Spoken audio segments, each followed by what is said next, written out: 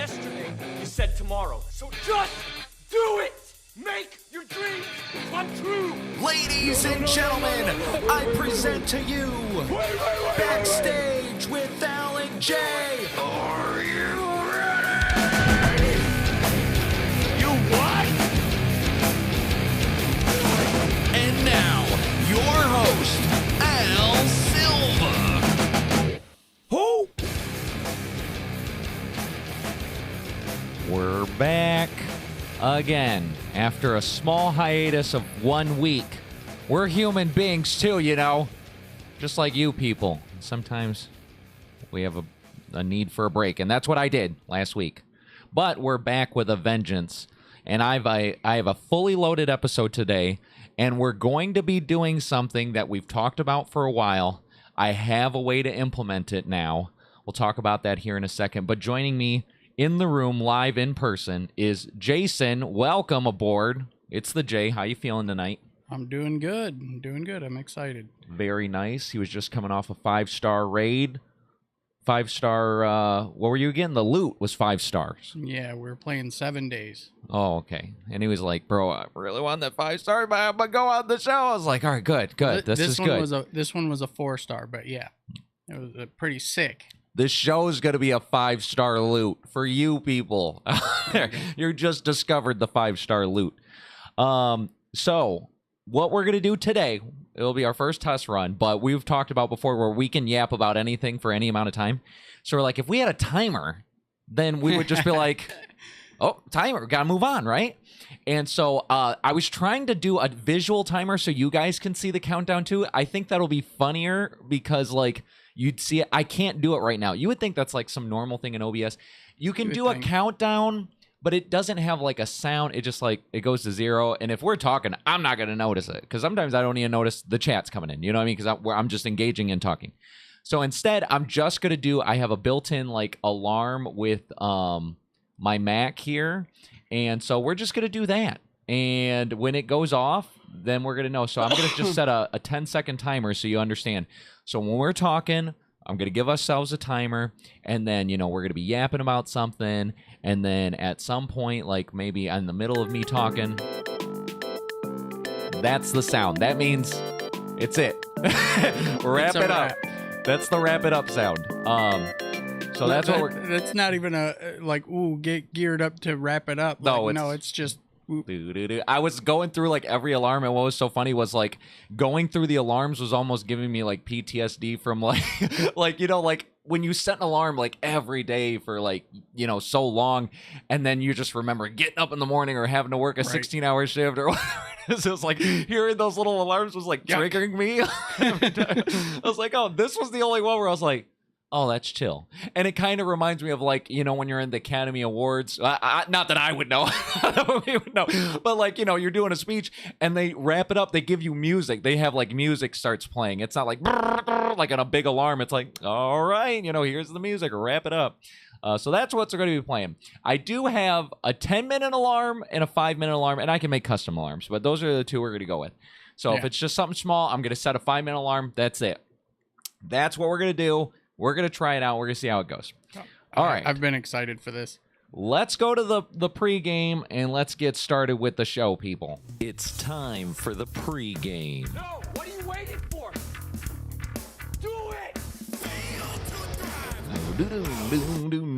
All right. So for the first thing in the pregame, I like, you know what's funny about the pregame? I like it because it's like people usually haven't joined in the show. Like usually my dad takes like 20 minutes before he gets here because there's like notifications. So I feel like it's the time where I can just kind of BS and just get away with just like saying stuff. And that's why I'm like, it's a pregame, bro. Your people aren't even here. Cheyenne's here though. Thank you for joining us. First in, you're going to get that #1 badge today, unless my father out-comments you. We'll see how that goes. Now, let me tell you guys a story. Before I do, I'm going to set the alarm. I was going to set a 10-minute alarm, but I think I'm going to set a 5-minute one and just try to speed run it. We're going to see how it goes. Let's set it. Here we go. I'm geared up. Here we go. 5-minute alarm. Go. All right. So over the past 10 days, everybody knows that, you know, I'm single and I've been trying some different dating apps and stuff like that. Well, I matched with a girl on Facebook dating, this really cute Asian girl, right? And I was like, oh, Asian girls. Wow. Thanks. That's awesome. And she had a good little bio. She had multiple pictures. Everything was great, right? So I was like, all right, pass all the red flag checks. So then after I matched with her, I said, hey, her name's Ann. I'm just going to say it because I don't know what her last name is. Hey, Ann, how's it going? Blah, blah, blah. Nice to meet you. Whatever. She writes me back, hey, Al, nice to meet you too. Blah, blah, blah. And I was like, oh, what are you into? And she's telling me all these things. It's like MCU and tech and this and that and whatever. And I was like, wow, that's really interesting. I'm into a lot of those things too. And this is really great. Blah, blah. She's like, oh, that's fantastic. So we're having this great conversation back and forth, asking each other about our interests and our likes and what we do in our lives. And then at some point she's like, and I actually asked her this and I said, I just got to ask because it said from Detroit, right? And I'm like, are you really from Detroit? And she was like, yeah, well, I actually spend time in Detroit, and then I also travel back and forth between Singapore and Detroit because my mom lives in Detroit and my dad lives in Singapore, and I have a business, and so usually I'm traveling back and forth because of the business. I was like, oh, okay, that's all right, that's cool. And she was like, well, do you want to move this off of Facebook and go to WhatsApp? And I'm like, oh, okay, yeah, that's fine. Because that's honestly, we're used to like, normal texting, but most of the world uses WhatsApp as like just their normal messenger. So I'm like, WhatsApp with every fire. Me too. It's just full of crap. Awful. And so I go to WhatsApp and I add her and we're just talking and we're just having great conversations. And it's like really good. And she's just like, I don't know, we're just clicking, right? And I just like the way that she says stuff. And then it was so funny. So she's like, do you want to hop on a video call? And I was like, yeah. She was like, you want to hop on a video call to make sure we're legit, I was like, yeah, sounds good. So we hop on a video call and it is her and she's cute and everything. And I was like, oh, this is fantastic, and we're just on the call for like three or 4 minutes. And I'm like, oh, okay, that's really legit. And she would send me pictures of like when she wakes up in the morning or like when she goes to work or whatever. And Singapore is literally 12 hours different. So if it's 8 a.m. here, it's 8 p.m. there. So like we're on a completely different time scale. So like usually I only get to talk to her for a couple hours before bed. She's going off to work. I go to bed by the time, I get up and go to work. She's already in bed, So that's kind of how it is. But it was great, right? And then I was just like, I don't know, feeling certain things where certain pictures she'd send me. I was like, oh, that's kind of weird. So she was like, I'm going to go out with my friend. And we're going to go out and have fun. I was like, all right, that sounds great. Send me some pictures, right? So she sends me these pictures the next day. She didn't send them that day. And I was like, that's weird. Why didn't she text me that day? And she's like, oh, sorry, my friend dropped my phone and then it wasn't turning on, but it's working now and that's great, blah, blah. Here's some photos. So she sends me some photos of her and this girl. And there's like 3 photos and then a picture of the table they were, of where they were eating. But the picture of the food that we're eating was like too good. Like too good of a photo. There's no way she took this photo. You know what I mean? It was like a legit Instagram post, right? And so then I was like, oh, that's kind of weird. And then I don't know. I came across something. I said, how to verify if somebody's real? Like what are the ways you can verify somebody's real? And somebody was like, well, do a Google image reverse search. You can reverse search things. I didn't even know about this, right? You can use Google, put an image and it'll search the internet and it'll see if that image has ever been somewhere, right? And so I couldn't find that exact photo, but I found like almost that photo of the plate with the spaghetti that was on there. And I was like, that's weird. And then I said, Google, where is this photo taken? And it was like, this is taken from an Italian restaurant in someplace in China, right? I was like, oh, that's weird. I don't know. So then I started copying her texts and then I put it into a AI text detector. And it was like 100% of this text was AI generated. 100% of this text, 100%, 90%. And I was like, what? And so then the more I go, and then now she sent me today, it was so funny. Today she sends me a photo of her waking up, but I don't think she realized she already sent me that photo like 4 days ago. It's the same photo of her like getting out of bed or whatever. And I was like, oh no, I was like so sure. I was like, oh, I think this is legit. This is real. I'm pretty sure it's a scam. I haven't like, hey, are you a scam yet? Right? Because now I'm playing the game. It was so funny. She wrote me today and she was like, I just want to make sure like we're not wasting each other's time. And, I'm really into you. I just want to make sure you're interested in me and blah, blah, blah. And I was like, oh, I'm interested, of course. And she's like, so I can call you mine. I'm like, yeah, you can call me yours. Sounds great. And, but I know it's not legit. I just know it's not legit at this point. There it is. There it is. And now we will never know. We'll never know. That's up to where we are right now. Got to get the timer off. That's honestly where we're up to at this point. So I'll fill you in next week. Now that I'm aware that it's a scam. Now that I know, we'll see how it goes. There's nothing else that can be added to that. That's true. In the future, though, when people start getting curious about what the hell is going on, because we don't catch the end of these stories, that's going on the Patreon. Yeah. Oh, yeah. That's true. That's true. Very nice. All right. Next story. All right. This is so funny. It's just part of the pregame. And I also think the pregame is just like stuff where I couldn't fit it anywhere. It's not like a thing. Oh, no way. It's not. How is it not available? Hang on. Let me just Google it while I'm stalling. I just saw this and I was like, oh, of course they had to put a name to it now. Because they didn't have a name for it before. I just wanted to shout it out here for our viewers that know, if you know, if you know. I don't think that's how that saying goes. If you know, you know. You know, you know. If you know, if you know. Yeah.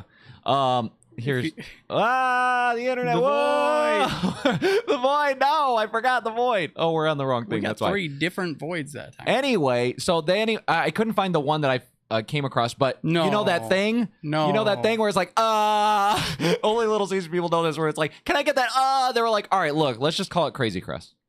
Let's just call it Crazy Crust. You know what's funny? We have actually, what he was just doing, the thing, that's how people would ask for that.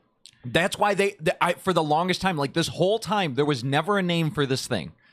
Internally, we called it butter parm crust or butter parm all over. And that's normally how you were supposed to ask, oh, can I get the butter parm crust or butter parm all over? But I think they were just sick of people being like the mindless Patrick, like when he's, oh my God. Can I get the, and they're just like, like butter and Parmesan.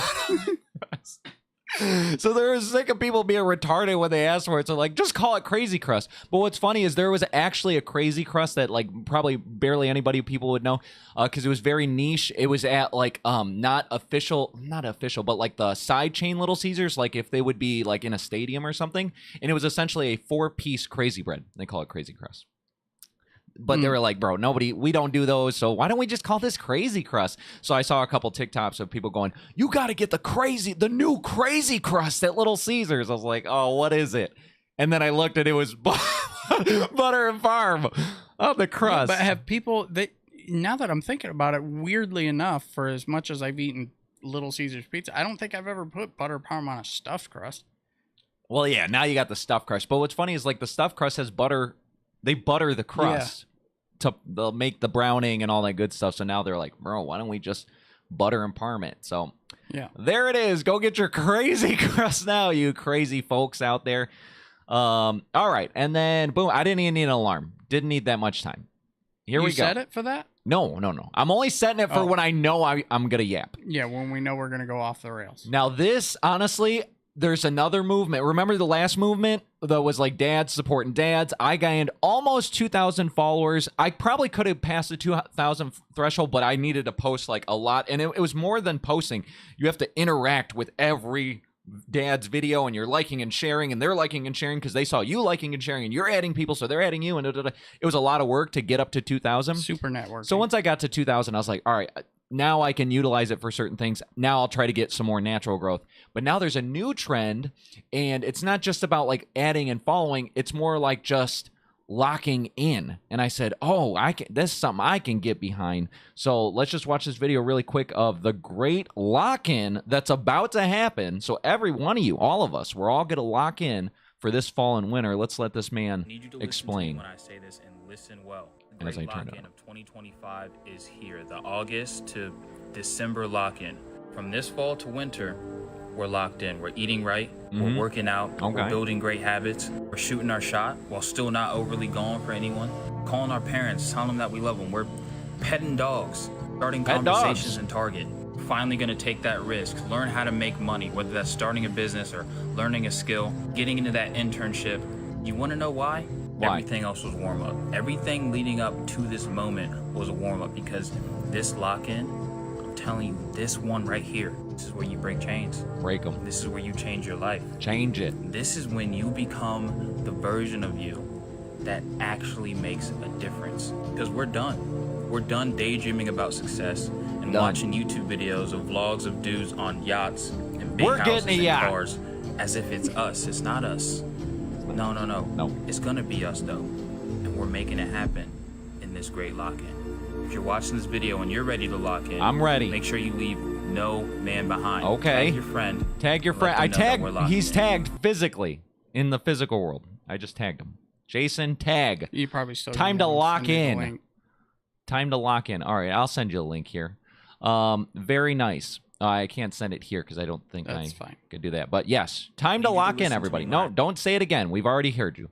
I said, you know what? That's great because honestly, that's kind of how I was feeling too. It's like the last couple months, I'm like, all right, I'm about to, and it's like, no, bro. All right, we got it now. We got the rest of August.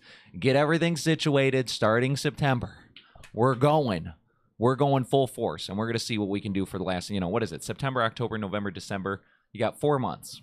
Let's see. That's a quarter, right? I mean, quarter 4. Yeah, that's not. It's supposed to be fall, winter, not like summer, fall, winter. Yeah, I mean, is September summer, or is it technically summer? I don't remember. I think because winter's technically December, January, February. Is it not? Because February is not spring. I think March is spring. So technically, we probably get October, November, December, January, February. That would be the 5. But I think there's something neat about like the last quarter of the year, and then we keep it going. You don't say, oh, well, we're done locking in now. January's here. Time to slack off. No, hopefully by then, after seeing 4 months of just, driving, we'll see some success and it'll just get you like, I don't know, motivated to keep going. Like when you see progress, it's like, wow, I want to keep going versus like when you never see nothing, it's like demotivating. You're like, bro, why am I even trying? Don't see nothing. But that's because usually you don't have enough consistency. So trying for consistency, we'll see how it goes here. All right, that's all I had for the pregame. We're going to Insano World. Look at us go.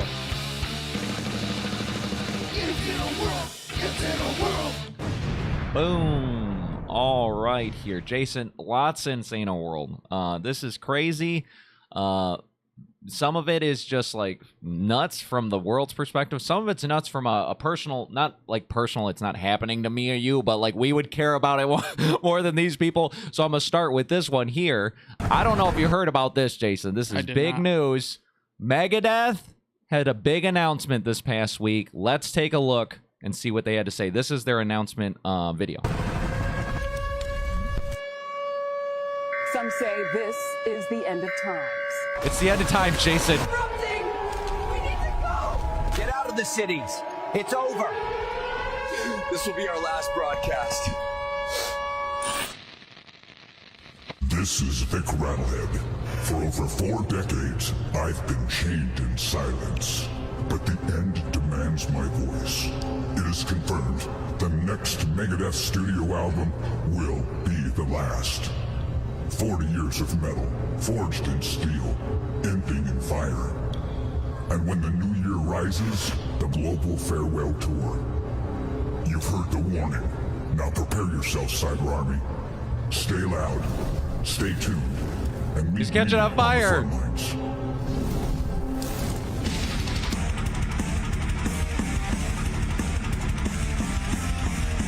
That's it. Megadeth said it's over. We're done. One more album, one more tour, and they're calling it quits. An end of an era. Is that not nuts? That's pretty wild. We assume certain things because people get older. Ozzy just died, and yes, it has to happen at some point. But it's like weird when it does. You know what I mean? Like We're so used to this at this point where it's like, man, new Megadeth. Oh, they're coming to town again. But now knowing it's over is just weird. So like we're definitely, first of all, obviously when this album comes out, we'll like live stream like we did with the last Metallica one. But we're gonna have to go to this tour.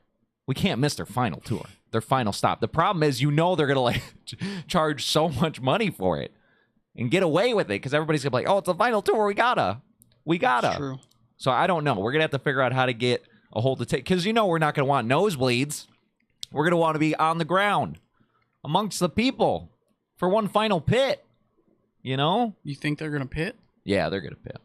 Yeah. I think so. I think everybody's going to let it out. They're going to be like, bro, it's the last time.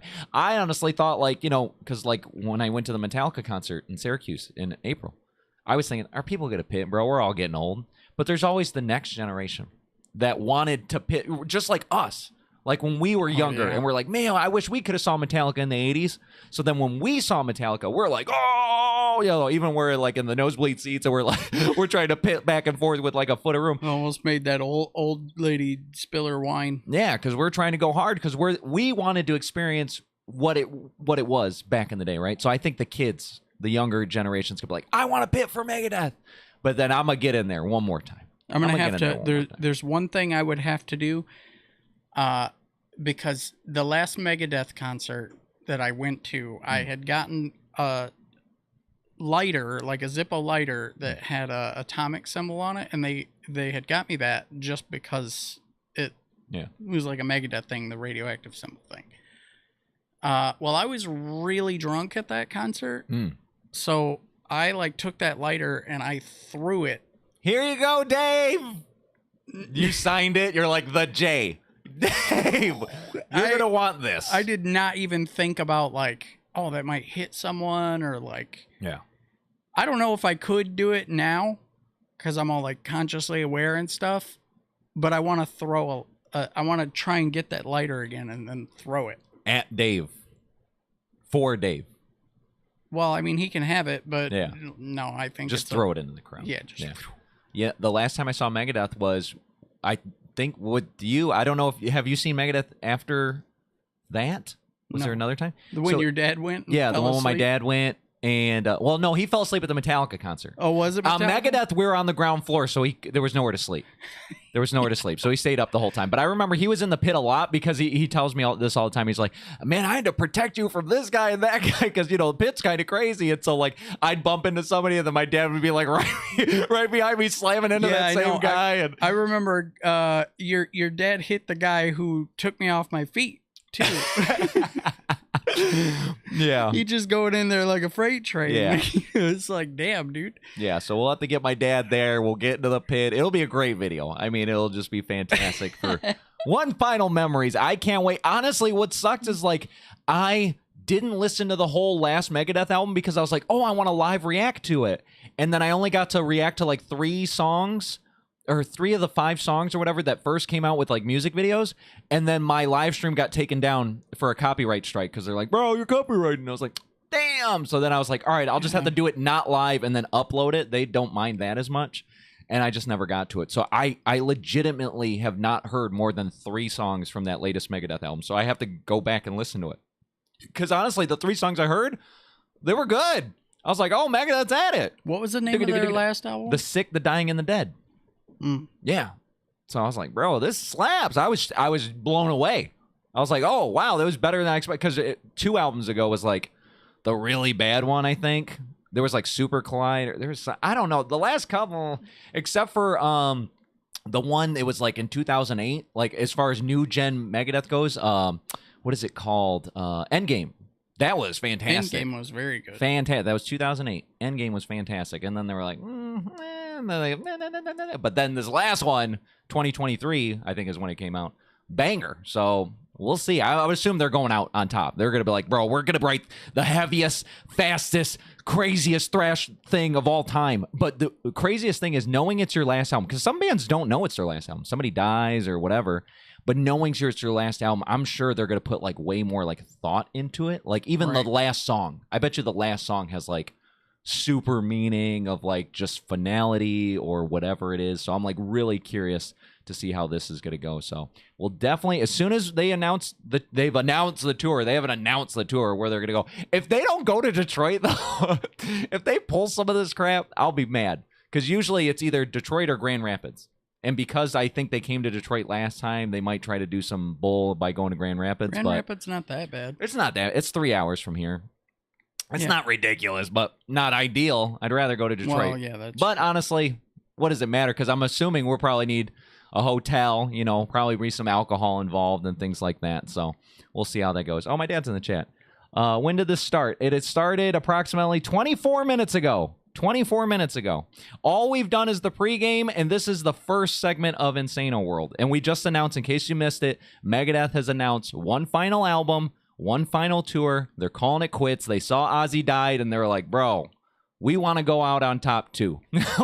Let's just go out while we're ahead. They were like, we want to make a whole bunch of money right now. Right now. What happens if Dave's like, bro, I don't know. I can't do it. You know, because he's been like this whole time. He's even had a restart for when he slept on his hand. You ever slept on your hand? You woke up in the morning, you're like, I think I lost my arm. Everybody's done that, right? He slept on his hand one day and he literally did nerve damage where he could not use his hand. He had to relearn how to play the guitar.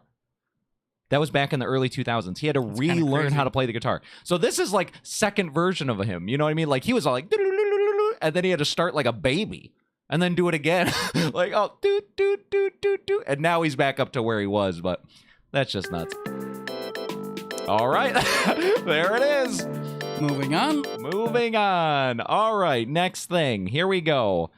This has been in the news a bunch. They've been talking about left and right. Everybody's like, oh, my God. Have you heard about Trump? Have you heard about Trump in D.C.? Let's hear about Trump in D.C. and what's going on. Because honestly, I haven't heard much, but I know what is kind of going on, or the gist of it. So I have no idea. Let's take a look here. President Trump announced today the federal government is taking over operational control of the Washington, D.C. Metropolitan Police Department and deploying 800 National Guard troops to the city streets. He's taking over D.C. My father always used to tell me, I had a wonderful father, very smart, and he used to say, son, when you walk into a restaurant and you see a dirty front door, don't go in.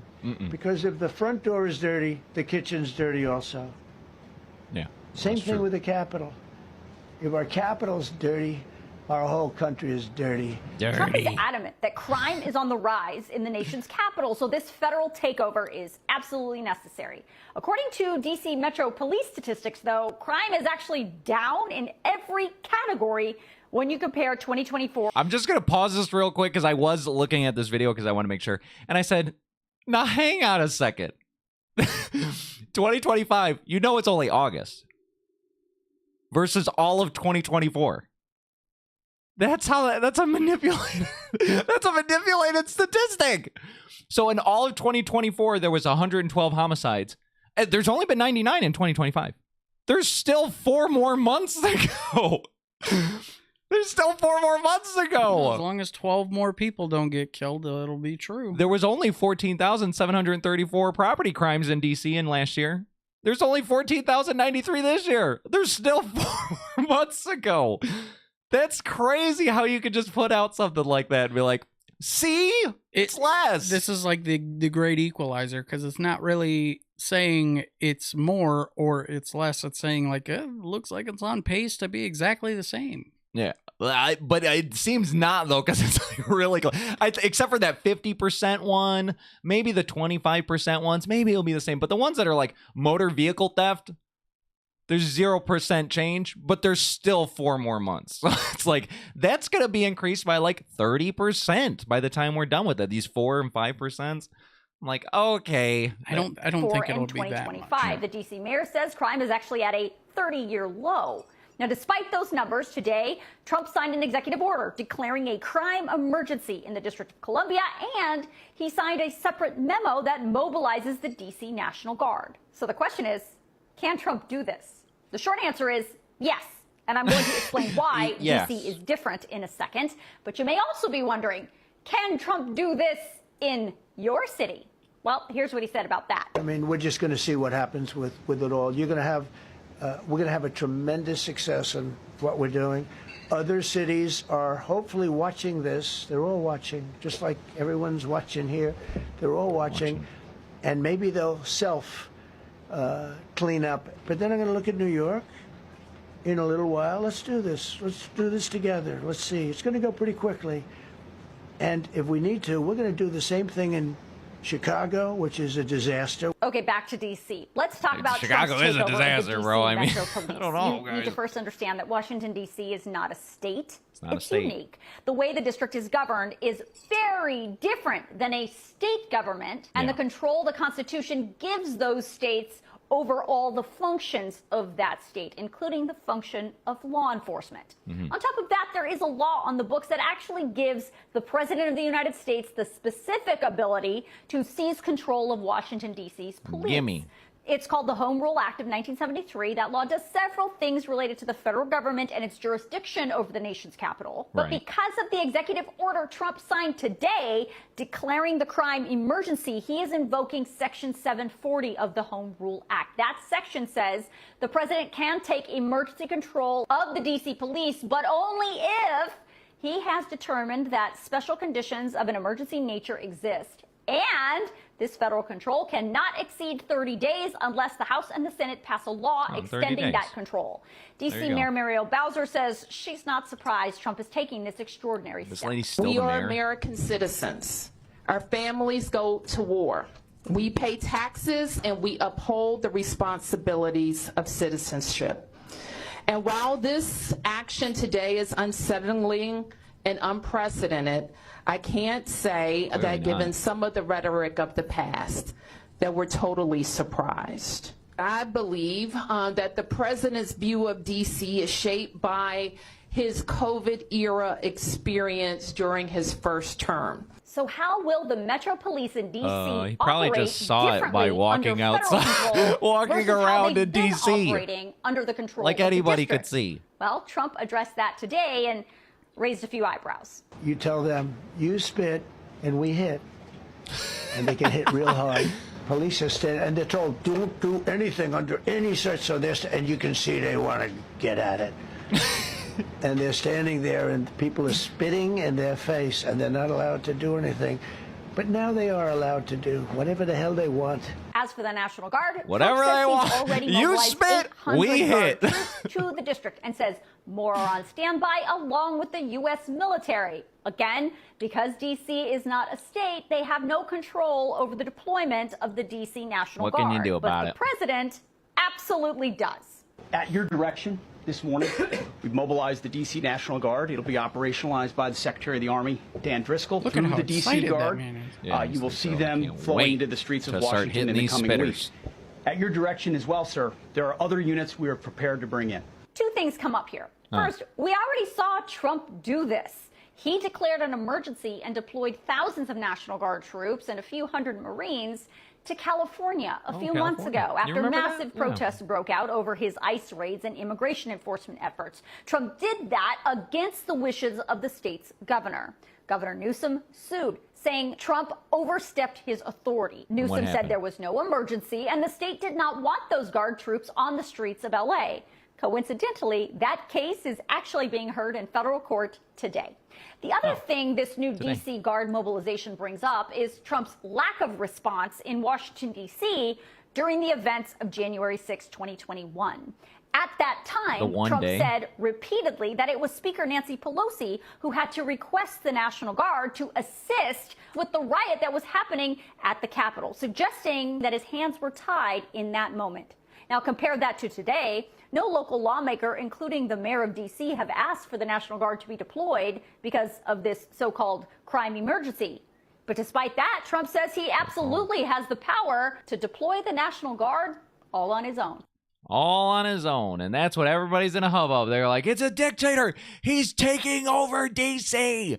And next is your town and your city and your whole state. He's taking them all over with the military. And that's what he's going to do. It's not the military, it's the National Guard. And I think it's important to point out a couple things here. Those are your local people, right? Yeah, National Guard. So, like, every state has like those are your people. Yeah. So when they get deployed and then they're given the ability to retaliate in the instance that you are, basically what it is like, everybody's running around like, I can riot, I can do whatever, I can destroy this car, I can run down this business, I can do all this stuff. Well, now you can't. You spit, we hit. That's just how it be. And then I saw this kind of on the back end of it because like now this would be the type of stuff if I didn't have a day job because you people paid me enough to like just do content as like a lifestyle. I would have went to DC and interviewed people because I thought that would be a lot of fun. Just like when I went to Chicago, I would do this. I'd be like, oh, there's some event going on in blank city, blank state. Let me go down there. Let me talk to the people. So I saw this TikTok of this guy talking to the people. Hal would find the most homeless person he could find and be like, I'll give you $5 to go spit on that national. Go see what happens. They said spitting and hitting ain't tolerated. Do you think DC is dangerous? No, DC is not dangerous. Why would you feel like it's dangerous? I'm gonna ask you a question. Why? Because it's actually the fourth most dangerous city in the country based on homicide rates. Based on homicide rates. I know, that's absolutely right. That's funny, but it actually is him. Why would it be because of a skin color? Oh, that's why I'm asking. That's a different black guy. I asked that question, but I don't feel like DC's dangerous. What part in specific is dangerous for y'all? The homicides and the carjackings. Right. Yeah, I agree with the carjacking and okay, the homicides and the carjackings. For sure, but I get it. That's everywhere. So do you agree with Trump's action to take over the city with federal troops to make it peaceful? No, I absolutely do not agree with that. Why not? For me, I don't feel like the protection will sustain as far as in the city itself. Just like you'll have Navy troops taking over. Yeah. But you got to think about the metropolitan. The training is different. Military is different than police. Police work for the people. Yes. The military do too. Yeah, they protect us, but they're focused on combat. There's no combat needed in the streets. Well, there's gunfire in the streets. There's people getting shot and killed. I'm law enforcement myself, and the training is completely different. It's completely different. So how have you guys been handling the crime recently? Do you feel like it's gotten better or worse? So I'm from Miami, so it gets no worse than Miami. But it is worse in Miami, actually. If he deploys federal troops and everything becomes safer, will you say that is successful? If it was to come to that rate and crimes drop, totally. Well, okay, then I think that's what it is. I love how that video was basically like, I completely disagree. Oh, but what about the homicides? Well, there are the homicides, but I disagree. What about the carjackings? Well, that's true. Like, well, then is somebody gonna do something about it, or are we just gonna bitch when there's a solution being proposed? I feel like I watched a minute and 35 seconds, and I didn't get any information. Yeah, like because he went one way and then the other. Yeah, he was like, I disagree, but there is an issue. All right, you're an NPC, and it's a complete wash. Also, lock in. Yeah, lock in. Lock in. That's another black guy. They're not all the same. They're not all the same. That's not what I said. You're like, is that him? I'm too white for you to make that joke. No, it's all right. It probably was the lock-in guy. That'd be funnier. He did that video and then he's like, hey, I got thousands of views. Hey, it's time to lock in. Everybody follow me. Maybe that's what it is. All right, so that's DC. We're done with it. I didn't even need a timer. This one is funny because I'm like, total epic move that this guy's going to be able to tell tales of, but now it's going to make it harder for other people to do this. But let's take a look at this guy that's going viral because this last weekend, he actually went to Las Vegas and convinced the Excess nightclub that he was Justin Bieber. Okay. And they let him on stage to sing and dance and do the whole experience. So this is the Justin Bieber impersonator. They let him on stage. Everybody's recording him. They're like, Justin!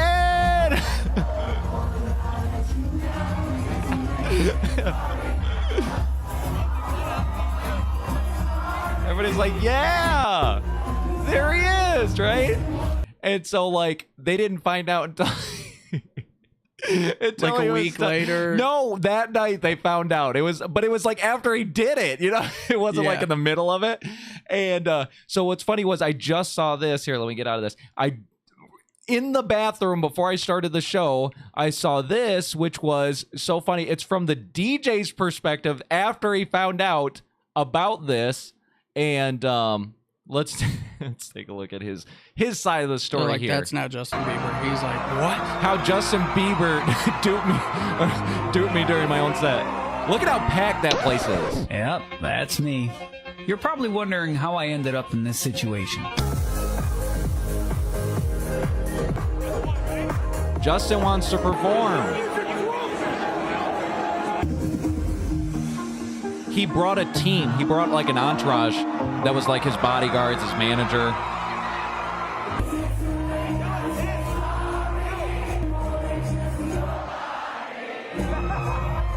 The people were loving it. Insane. We gotta talk. That was actually insane. Complete fake. No way. I literally thought, like, so kind of, I was like, damn, he like put on a lot of weight since the underdogs. He put on a lot of weight. I thought he put on a lot of weight. I mean, people put on weight though. And I was like, bro, that's crazy. I This wouldn't guy's even like, necessarily say it's a lot of weight. it wasn't even like, it would be a way level higher if he just convinced him by himself. But I feel like it's even crazier that he like brought an entourage. He was like, oh, my bodyguards, my manager, my stage guy. Like he brought like a team, so that way he seemed more legit. Yeah, so then he's he went like, up I and he's want like, my M&Ms sorted by color. yeah, and they were like, oh shit, Justin Bieber's here. Let him on stage. He performed a song. Everybody's like, whoa. You can see the crowd. Everybody's like, yeah. I mean, it's like no harm, no foul, right? I mean, like, I think so. He drew in a huge crowd. They should give him the money he earned, and then They kicked him out forever. They banned him from the nightclub. I'm thinking, why would you ban him? Oh, okay. Yeah, I get that he lied about being Justin Bieber, yeah, but I think like it would have been now like you a could good. just be like, I'd book him again. I'd be like, Right. I wouldn't say Justin Bieber's cheaper- here. I would have been like, Bieber Justin or what, something where you're like, He called him, it's the Aldi Bustin' Jeeber. Bustin' Jeeber's in the house, everybody, and they're like, yeah, all these guys are drunk in the crowd. Half of them are high. Like they don't. They had no idea. They're just partying. It's the same. Even if Justin Bieber had showed up that day, They would have been just the same thing. Same hype, video cameras, everybody's dancing. Same thing. What'd they pay this guy? 0. What would they pay Justin? 100,000, 200,000 for an appearance? Come on now. Good job, guy. But now, like, now other people, it's not like, oh man, that's a good idea. I'm gonna try that. Now celebrities, people are gonna aware. be like, They're gonna be like, you got your ID on you? Yeah, I'm It's gonna be surprised they didn't ask him for an ID.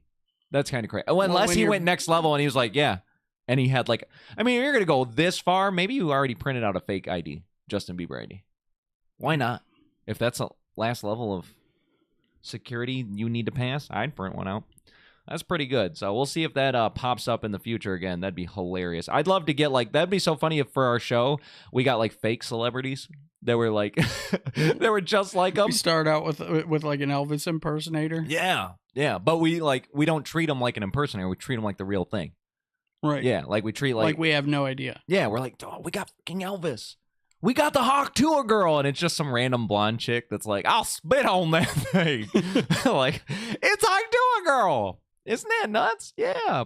Can't tell the difference. Can't tell the difference. Random blank.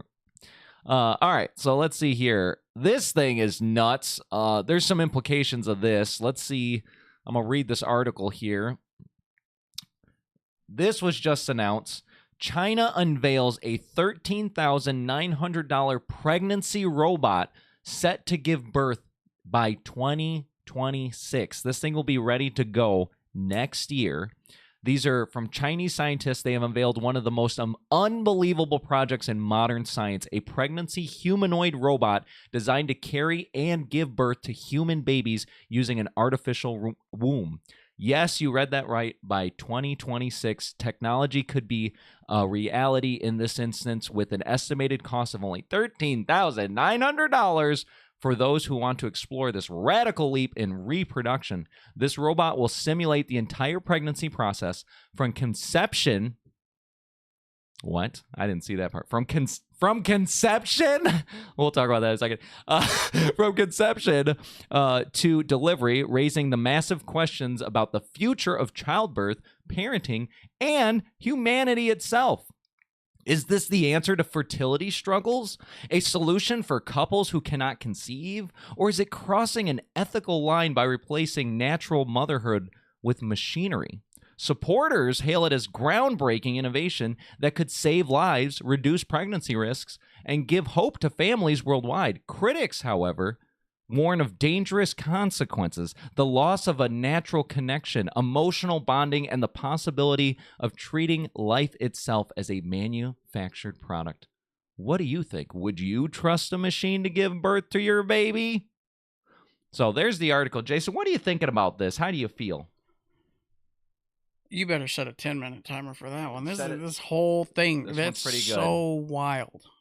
This is nuts. Like, first of all, I could see it in many different situations. Like, yeah, they're talking about like, oh, people who can't have a baby. Okay, But obviously, there's some setup, right? Yeah. I'm assuming you have to get eggs for this thing to have.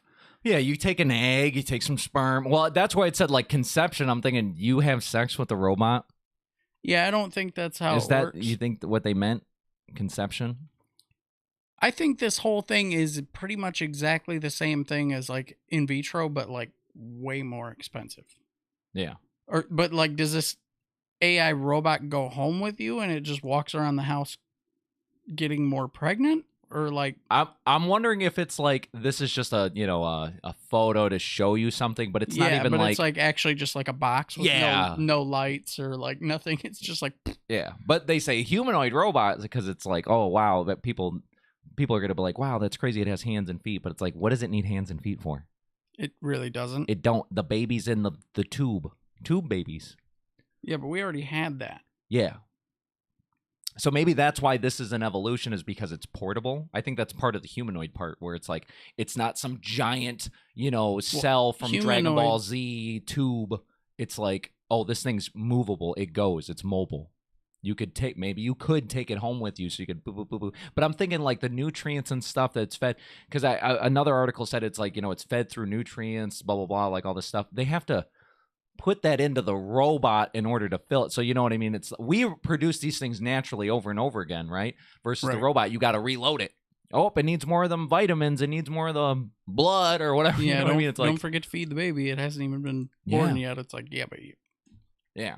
And this is the craziest implication, I think, of it. One of the biggest proponents for abortion is like, well, my body, my choice, right? And I don't want to use my body for something that could damage it. It could risk my life or all this stuff. And so that's why I have the right to kill this thing, right? And it's like, okay, but in this world, it's like, oh, well, we don't have to use your body no more. We could just take it out and then put it in this robot thing. And then that would lead me to think, well, what's the next excuse?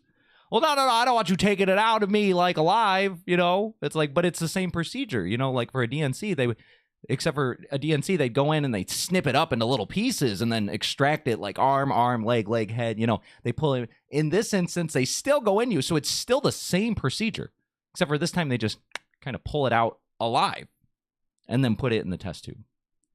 So I feel like that would negate like one of the largest things that people say about abortion. So I think at that point, that's when it becomes the real reality, where they go, all right, look, it's not about my body. I just don't want to have the damn baby. Because that's what I've been saying this whole time. It's like, why don't you just say what's on your mind? Just say it. Just say it. Like, oh, well, I have a choice to make. And then you talk to some pro-choicers where it's like, I don't choose abortions, but like I choose people's rights to choose them. I think it's bad, but everybody can choose. I'm like, but why do you think it's bad? Oh, because it's a baby in there. Okay, well then why do they get to kill it? It's like, because it's their body. In this instance, it's not though. Yeah. It's no longer their body. They took it out of their body and they put it into a robot. So now what's the excuse? You're saying they put it in the robot, but the person is still responsible for it? Yeah, they're still responsible for it. It's their baby. Well, I mean, then okay, maybe... Because then the women would have to say, oh, you know what? I just didn't want the responsibility. It had nothing to do with the body. I honestly didn't want the responsibility of the baby. My body, my choice doesn't literally respond to the body. They're saying, like, it's like the I am me and I get to make the choice. Like, it's not saying. But that's what they're saying. This thing is in me. And so therefore I get to make the choice of killing it or not. And everybody else is saying, well, that thing is its own individual. So what about its body, its choice to stay alive? Because you just want to keep same state. Same state is it's alive, keep same state alive. If the thing's dead, then pull it out. It's dead. That's how it goes. So it's like, that's where it's like, well, my body, because, and you'd say, well, why do you get to make that choice? Well, it could kill me. It's like, oh, shoot, you're right. I mean, that's crazy. Why don't we get it out of you immediately? Like within a week, like this thing's talking about conceiving the thing. So we're talking day one. So basically, as soon as you know you're pregnant, they just pull that little thing out. That's what they always say. All this fetus it's a zygote. It's the size of a grape. It's like, oh, that should be easy to just kind of get out there, and then you put it in the robot. And then they'd have to that's where I was getting to. It's like, then they have to get to the meat and potatoes and go, look, it wasn't about my body. I just didn't want to have to pay for this thing and take care of it. I just gotta say it. It's like, oh, okay. That's all I wanted you guys to say.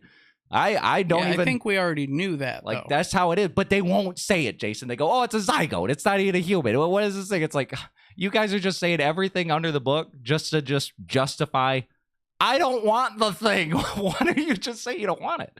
And then maybe we have a different conversation about government control and stuff like that. But I think the way we get there is to be open and honest. I think women just need to go, yeah, bro, I just want to get rid of the thing so I don't have to take care of it. And then we can go, all right, now that we're there, should the government mandate whether you do this or not or whatever? I think that's where the conversations, they have to come from an equal plane of truth. Right. That's where I'm coming from it. So, like, when we can get to this thing, on a male thing, do we even, I'm going to say it, do we even need the women? Because now, I could just have my baby through the humanoid robot. You'd still need the eggs. You could just get eggs from I'm not saying the store, but you know what I mean? Like the egg store. This is going to murder your chances for going to Japan. Oh, yeah. But see, with this, then I'd get the Japanese girl skin with it. You know what I mean? Like the skin thing. Like, you'd just get one of these. Yeah, the Japanese model. And then she gives, because, you know, this is just stage 1 where it looks like a weird robot thing. But like stage 2 is like, it looks like whatever you want. What do you want? You want black girl, you want Asian, you want white girl, whatever. And it's like, yeah, customize. And then when it's done being pregnant robot, you just take off the stomach, uterus, like the whole thing. You just take that out and then you swap it back with its normal stomach. Boom, your robot's back. And it's like the Jetsons lady, what is her name, Judy or something? I don't remember. And she's like, oh, I'm going to go cook dinner, honey. And you're like, sounds great, babe. I'm going to take care of the kid. That's my son. That's my boy. Women, not needed anymore. Wow, that's crazy. I think for like the like bonding and like the growing I'm on with this, my son. Yeah, I know, I get that, but like I'm saying, there's a certain you're not a mom. No, that's true. Yeah, that's true. You can get that'll be the next thing is rental mom service. You know, women that just come over and they're just like, oh, I'm gonna bond with it, and maybe it's not like a daily service, like it's a commitment. It's like a year. They can't find out until they're like at least 21. The kids? Yeah. No, we'll have to normalize it. Like, all right, this is the mommy for the year. She's all. This is your mom under contract until 2027. Where's mom? She's getting a firmware upgrade. Yeah. And then we're gonna get new version of mommy in 2027 when our lease is up. And they're like, oh, sweet. Sounds great, Dad. Hey, Dad, this time, can we get a mom that doesn't yell so much? No problem, son. Reprogram. Turn down attitude. Do. Yeah, stop burning the pancakes. I don't know, fellas. I don't know.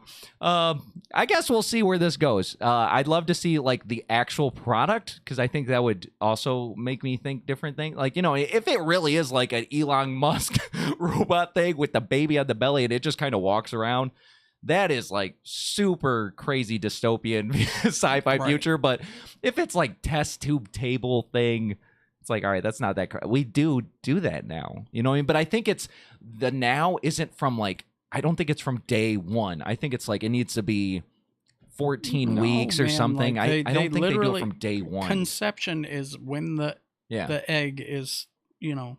They test tube right now, or I think they get it. What do they call it? Like where they cook it for a little bit in a human. You get what I'm saying? They get it going in a human for a little bit, and then they take it out. I think there's a certain amount of the beginning stage. What would be the whole point of that process when it's for people who cannot conceive? Well, this takes care of everything, but this would be more for people that can't sustain. You're talking you're talking about a process. Yeah. The whole, like, I don't know, I think it's called in vitro or whatever. Like, yeah, but don't they? Yeah, they just conceive and then put it in there. They just do the boop and then they put it in to cook. They don't boop and then put it in a tube. Well, no, because there would be like virtually no point in that. Otherwise, there'd be doctors out there just like, I'm bored today. Like, let's see what happens if we take this DNA and this DNA, boop, bloop. And then they're like, all right, well, we don't know how many kids are out there, not even on the books, no parents, no birth record. Beep, beep, boop. Yeah, like Professor Oak and his Pokemon. That's how they got. That's how they got COVID up the vaccine up so fast. They testing on the babies. Tested. All right, moving on. Very nice. All right, we're just flowing. I actually love that. It's fantastic. Jason, check this out. This is the freakiest shit. I swear, if I seen this in real life, I would scream and run and just cry. I think I'd cry from these freaking zombie rabbits that are popping up in Colorado. They have tentacles on their head. What the hell is that? Is that for the zombie rabbits? No. I don't know why my music started playing. That is hilarious. I was like, oh, it's making me hype. The damn the zombie rabbits. First it was creepy, and then it's like, hey, zombie rabbits, everybody. Let's go. Look at these freaky ass things, dude. Are you kidding me? If I saw this picture of one, I'm like, okay. When I first saw it, I just assumed it was AI. No, yeah, I know. That's what I was thinking too. But looking in it, they're like, no, it's this real condition where they're growing these things out of their freaking face, and it's just like disgusting and utterly disturbing. People are calling them like Cthulhu rabbits because they kind of got the Cthulhu things, and they're like, I don't know, man, but this would already, if I see like a rabbit in the wild, I'm not like going up. Like some people are like, oh, cute rabbit. I'm like, oh, get that thing away from me. You don't know if it got rabies or something. I don't know. Yeah. But I see this thing, I'm running as fast as I possibly can. Because this is next level shit. This is how the zombie outbreak starts. Yeah, you saw with the rabbits. Deer have had this type of weird. Yes, the zombie deer thing. I can't remember. There's a specific term for it, but then they'd be like, it's an illness where their flesh just while they're alive. Yeah, insane. That's absolutely insane. Oh, man. Insane world. Am I right, people? That's just how it be. And with that is the conclusion of Insane World. Now we're going... I separated this out. This could have just been in another segment, but I was like, hey, let's get categories now that we're on track for things. Let's head over to Nerd Time.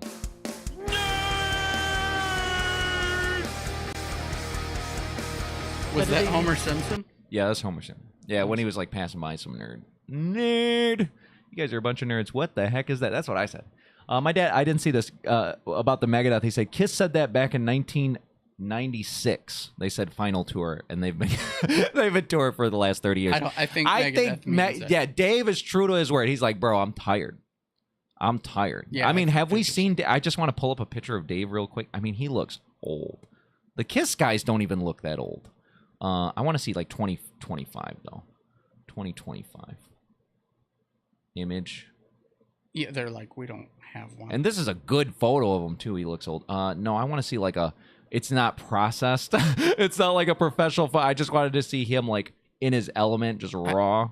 I don't think there's gonna be a lot of those. Damn, bro, his face is falling off. I feel like even that's a couple years ago at this point. This one right here, because he looks like really old now. I saw a picture of him the other day. I was like, damn, he looks old as hell, bro.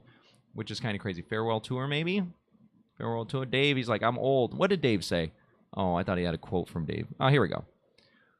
One last studio album. We've made a lot of friends over the years, and I hope to see all of you on our global farewell tour.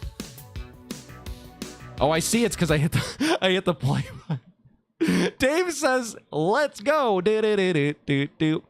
He hopes to see you on the farewell tour. And we will, if we can afford it. Dave, don't make the tickets too expensive. You know we're poor. Pull up. Oh, dude, I just saw one. It was him younger with James. Yeah. Did you see it when I clicked on one of these? Is that why, maybe? No, it was... like on the bottom? Before.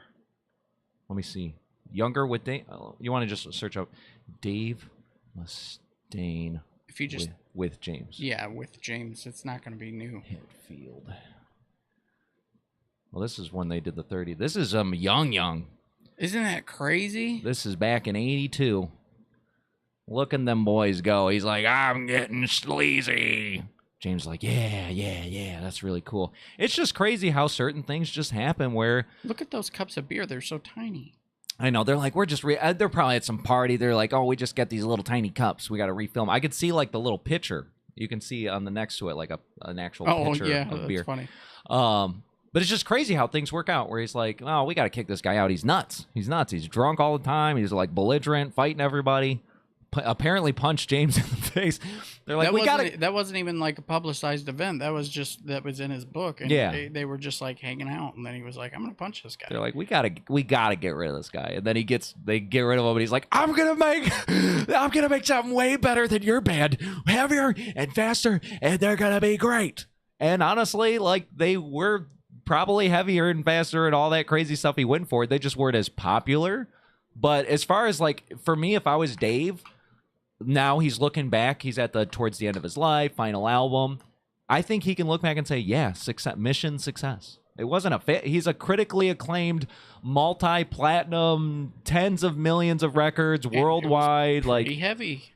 Bro, he accomplished exactly what he was going for. Now, if his one mission was like, we just want to outsell Metallica, okay, you didn't do that one. But I don't think you should have made that your mission in the first place. I think it was just to be a better band, maybe. But at the same time, he also had an unfair advantage because he swaps out his guitar and drummer like every other album, so he always keeps them fresh. It's like fresh blood versus like Lars is old man Lars. And he's degraded over time. You know, Kirk's degraded over time. So, like, people make fun of it. They're like, oh, Lars isn't as good as ex-Megadeth drummer. And it's like, because he gets a new one every few years. He's like, gets a new improved model. He's got him on lease. That's not fair. That's not very fair. All right. We'll connect that to the last Megadeth one if I get to clip that. All right. Speaking of nerd time here, I wanted to show you guys this. This is the nerdy shit that only me and Jason care about. But then eventually we're going to get a good crowd of nerds that are going to watch this show because I feel like that's our target demographic too, is the nerds. Have you ever heard of this thing called the Monty? I think it's called the Monty Python. No, not Monty Python. Monty something paradox, but they're calling it the game show paradox. And where it's how your statistics of choosing the right thing go up if you flip your choice. Essentially, you're on a game show. And they give you 3 doors. You ever seen, like, I think it's like Let's Make a Deal, right? And they give you 3 doors or behind 3 or whatever, curtains. And they say behind one of these 3 curtains is your grand prize, $1 million or a new car, right? And they have you select a curtain or a door, right? You select one. And then the game show host, he obviously knows what's behind every curtain. He decides to open one of the doors or the curtains, and he unveils that curtain was the incorrect choice. So now there's only 2 curtains left, or 2 doors in this case. There's the door you chose, and then another door that you didn't chose, and now the 3rd door is open, so you know that's the wrong choice. Now knowing that this choice was incorrect, do you swap your choice to the other available door, or do you keep the choice that you made first? What do you think is the right way to do it? And most people would say, I'd keep the door because it's like I chose one, and then you open the one that's wrong, so it's like, that just makes me feel even better about my choice. But statistics and probability actually say you have a greater chance of being correct if you just swap to the other door you didn't choose.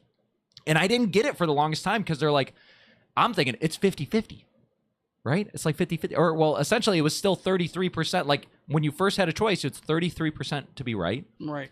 So now that I have 2 choices, it's like, well, I guess it's 50-50 at this point, but they say no. By swapping, you actually have a 66% chance of being correct. And I'm like, that doesn't make any sense. Until I saw this video this last week, and I said, oh, yeah, I'm going to have to I get it now. This makes more sense. Explain it to me, random dude on TikTok. Like, it's literally made up. Like, it doesn't matter which door you pick. You just have a 50-50 no matter what. As soon as they reveal the one door has nothing behind it, you just have a 50-50. It doesn't matter if you swap your answer or not. It's just a 50-50. You're on a game show with 3 doors. Behind one is a car and 2 are goats. The host knows what's behind the other doors, but you don't. You're asked to select a door. The host then reveals what's behind one of the remaining 2 doors, and it has to be a goat. The question is, should you swap to the final door? And the answer is always yes, because there's a 67% chance the final door contains the car. But why? Well, when you first pick a door, you have a 33% chance of getting the car and a 67% chance you don't. Now let's see what happens in each scenario. If you initially picked the car, then the host can reveal either remaining door, guaranteeing you'll swap to a goat. But if you initially picked a goat, the host must reveal the other door, meaning the final door must contain the car. Whatever you picked first, you're guaranteed to get the other option when you swap, and since there was a 67% chance you selected the goat, swapping gives this probability to the car. But if you want a more intuitive approach, let's add some more doors. I shuffle a deck of cards and ask you to pick the ace of spades. There's about a 2% chance you get it first first try. I'm then going to remove 50 of the remaining cards that are not the ace of spades. You now have the option to swap to the last card. If you initially picked the ace of spades, this card could be anything, but if you picked any of the other 51 cards, the final card must be the ace of spades. And if you're still not convinced of this, I've run 1 million simulations of the game on my laptop, which result in a 67% win rate when you swapped. See, it's because you had a greater chance initially of choosing wrong than you did of choosing right. So by swapping, you increase your odds because you're basically increasing back to a reverse probability of you choosing the wrong one. You know that makes no sense, right? No, it makes perfect sense. That one guy's illustration where he was saying like the three... Swap, and since there was a 67% chance you selected... I just want to pull up the photo here. Right here. This is where it all makes sense. Initially, you had a 67% chance of getting it wrong. In these other two simulations, by swapping, you would then get the right one. Because if you initially got the car, obviously, if you initially pick the car, you'll lose. That is true. But your probability of picking the car was only 33%. Right. But your probability of picking the goat or the wrong thing was 67%. So you had 2 out of 3 chances of picking the wrong one. So by swapping the door, you're swapping to the higher probability. You're getting bamboozled here, though. Yes. In this instance where the car is always on the left. No, it doesn't matter where the car is. It don't matter where the car is. This is just saying these are 3 different hypothetical situations here. Right. So because the game show host knows, I know which one of these things the car is not, so I'm going to unveil just like the deck of cards thing, right? Doesn't that make more sense when you have 52 cards, right? You choose 1 out of 52, so you only had a 2% chance of getting that right. Because if you had got it right, then he wouldn't open the door. He's not. Yeah, he can't open a door with it right. The choice you didn't choose, and he'd be like, "There's a car." You know what I mean? So. And then I think with the deck of cards, it makes a lot more sense, right? Because it's like you had a 2% shot out of all those other cards to get it right. And then so he knows which ones are right. So he takes away 50 of the 52. And now it's like, all right, it's either this card or that card. You had a 2% chance of getting it right. He eliminated all the bad options. And now there's just this one card. That means you're swapping to the higher probability. Unless he's a complete asshole. Or it could be. There could have been like you were just that lucky to get that shot. You know what I mean? That's where there is still a 33% chance you got the initial thing and you swap. There's only one of them, so he wouldn't, if he removed all cards that were not the ace of spades. Yeah, because there's just one. If you got it, then he wouldn't have a card to lay down. He would lay down some random. Oh, it could be this one, or it could be yours. And it's, the 9 of clubs. And then if you swap, you lose. You would lose, yeah. But you had a higher chance of winning after he eliminates choices. It's kind of like doing the 50-50 on, like, Who Wants to Be a Millionaire. Once you know, like, oh, these two are not right, like, now I can just focus on these two. That one's a little different because it's, like, knowledge-based, like, it's either right or wrong. But this one's kind of random chance. There was a random chance one of the 3 doors or one of the 52 cards. And so because it's random probability, it changes how statistics work when it comes to eliminating choices. So I thought, oh, that makes sense. So I'm just letting you guys know, if you're on a game show, from now on, now that you've heard this show, you're on any sort of show and they say, choose one, you choose one, and then they unveil a choice that is not your choice and it's not correct. And they say, do you want to swap? I'm just letting you guys know you have a higher chance of winning if you swap. So now you know. So 30 years into the future, when you're on a show and you're like, what did Alan J say? That's true, but there's still a 33% chance of losing. Yes, but don't you want to go to the higher chance? You want to go to the higher chance. He ran the simulation like 1 million times. Yeah, it's always good. 33 and 67. Yes, that part makes sense. Go with the higher chance.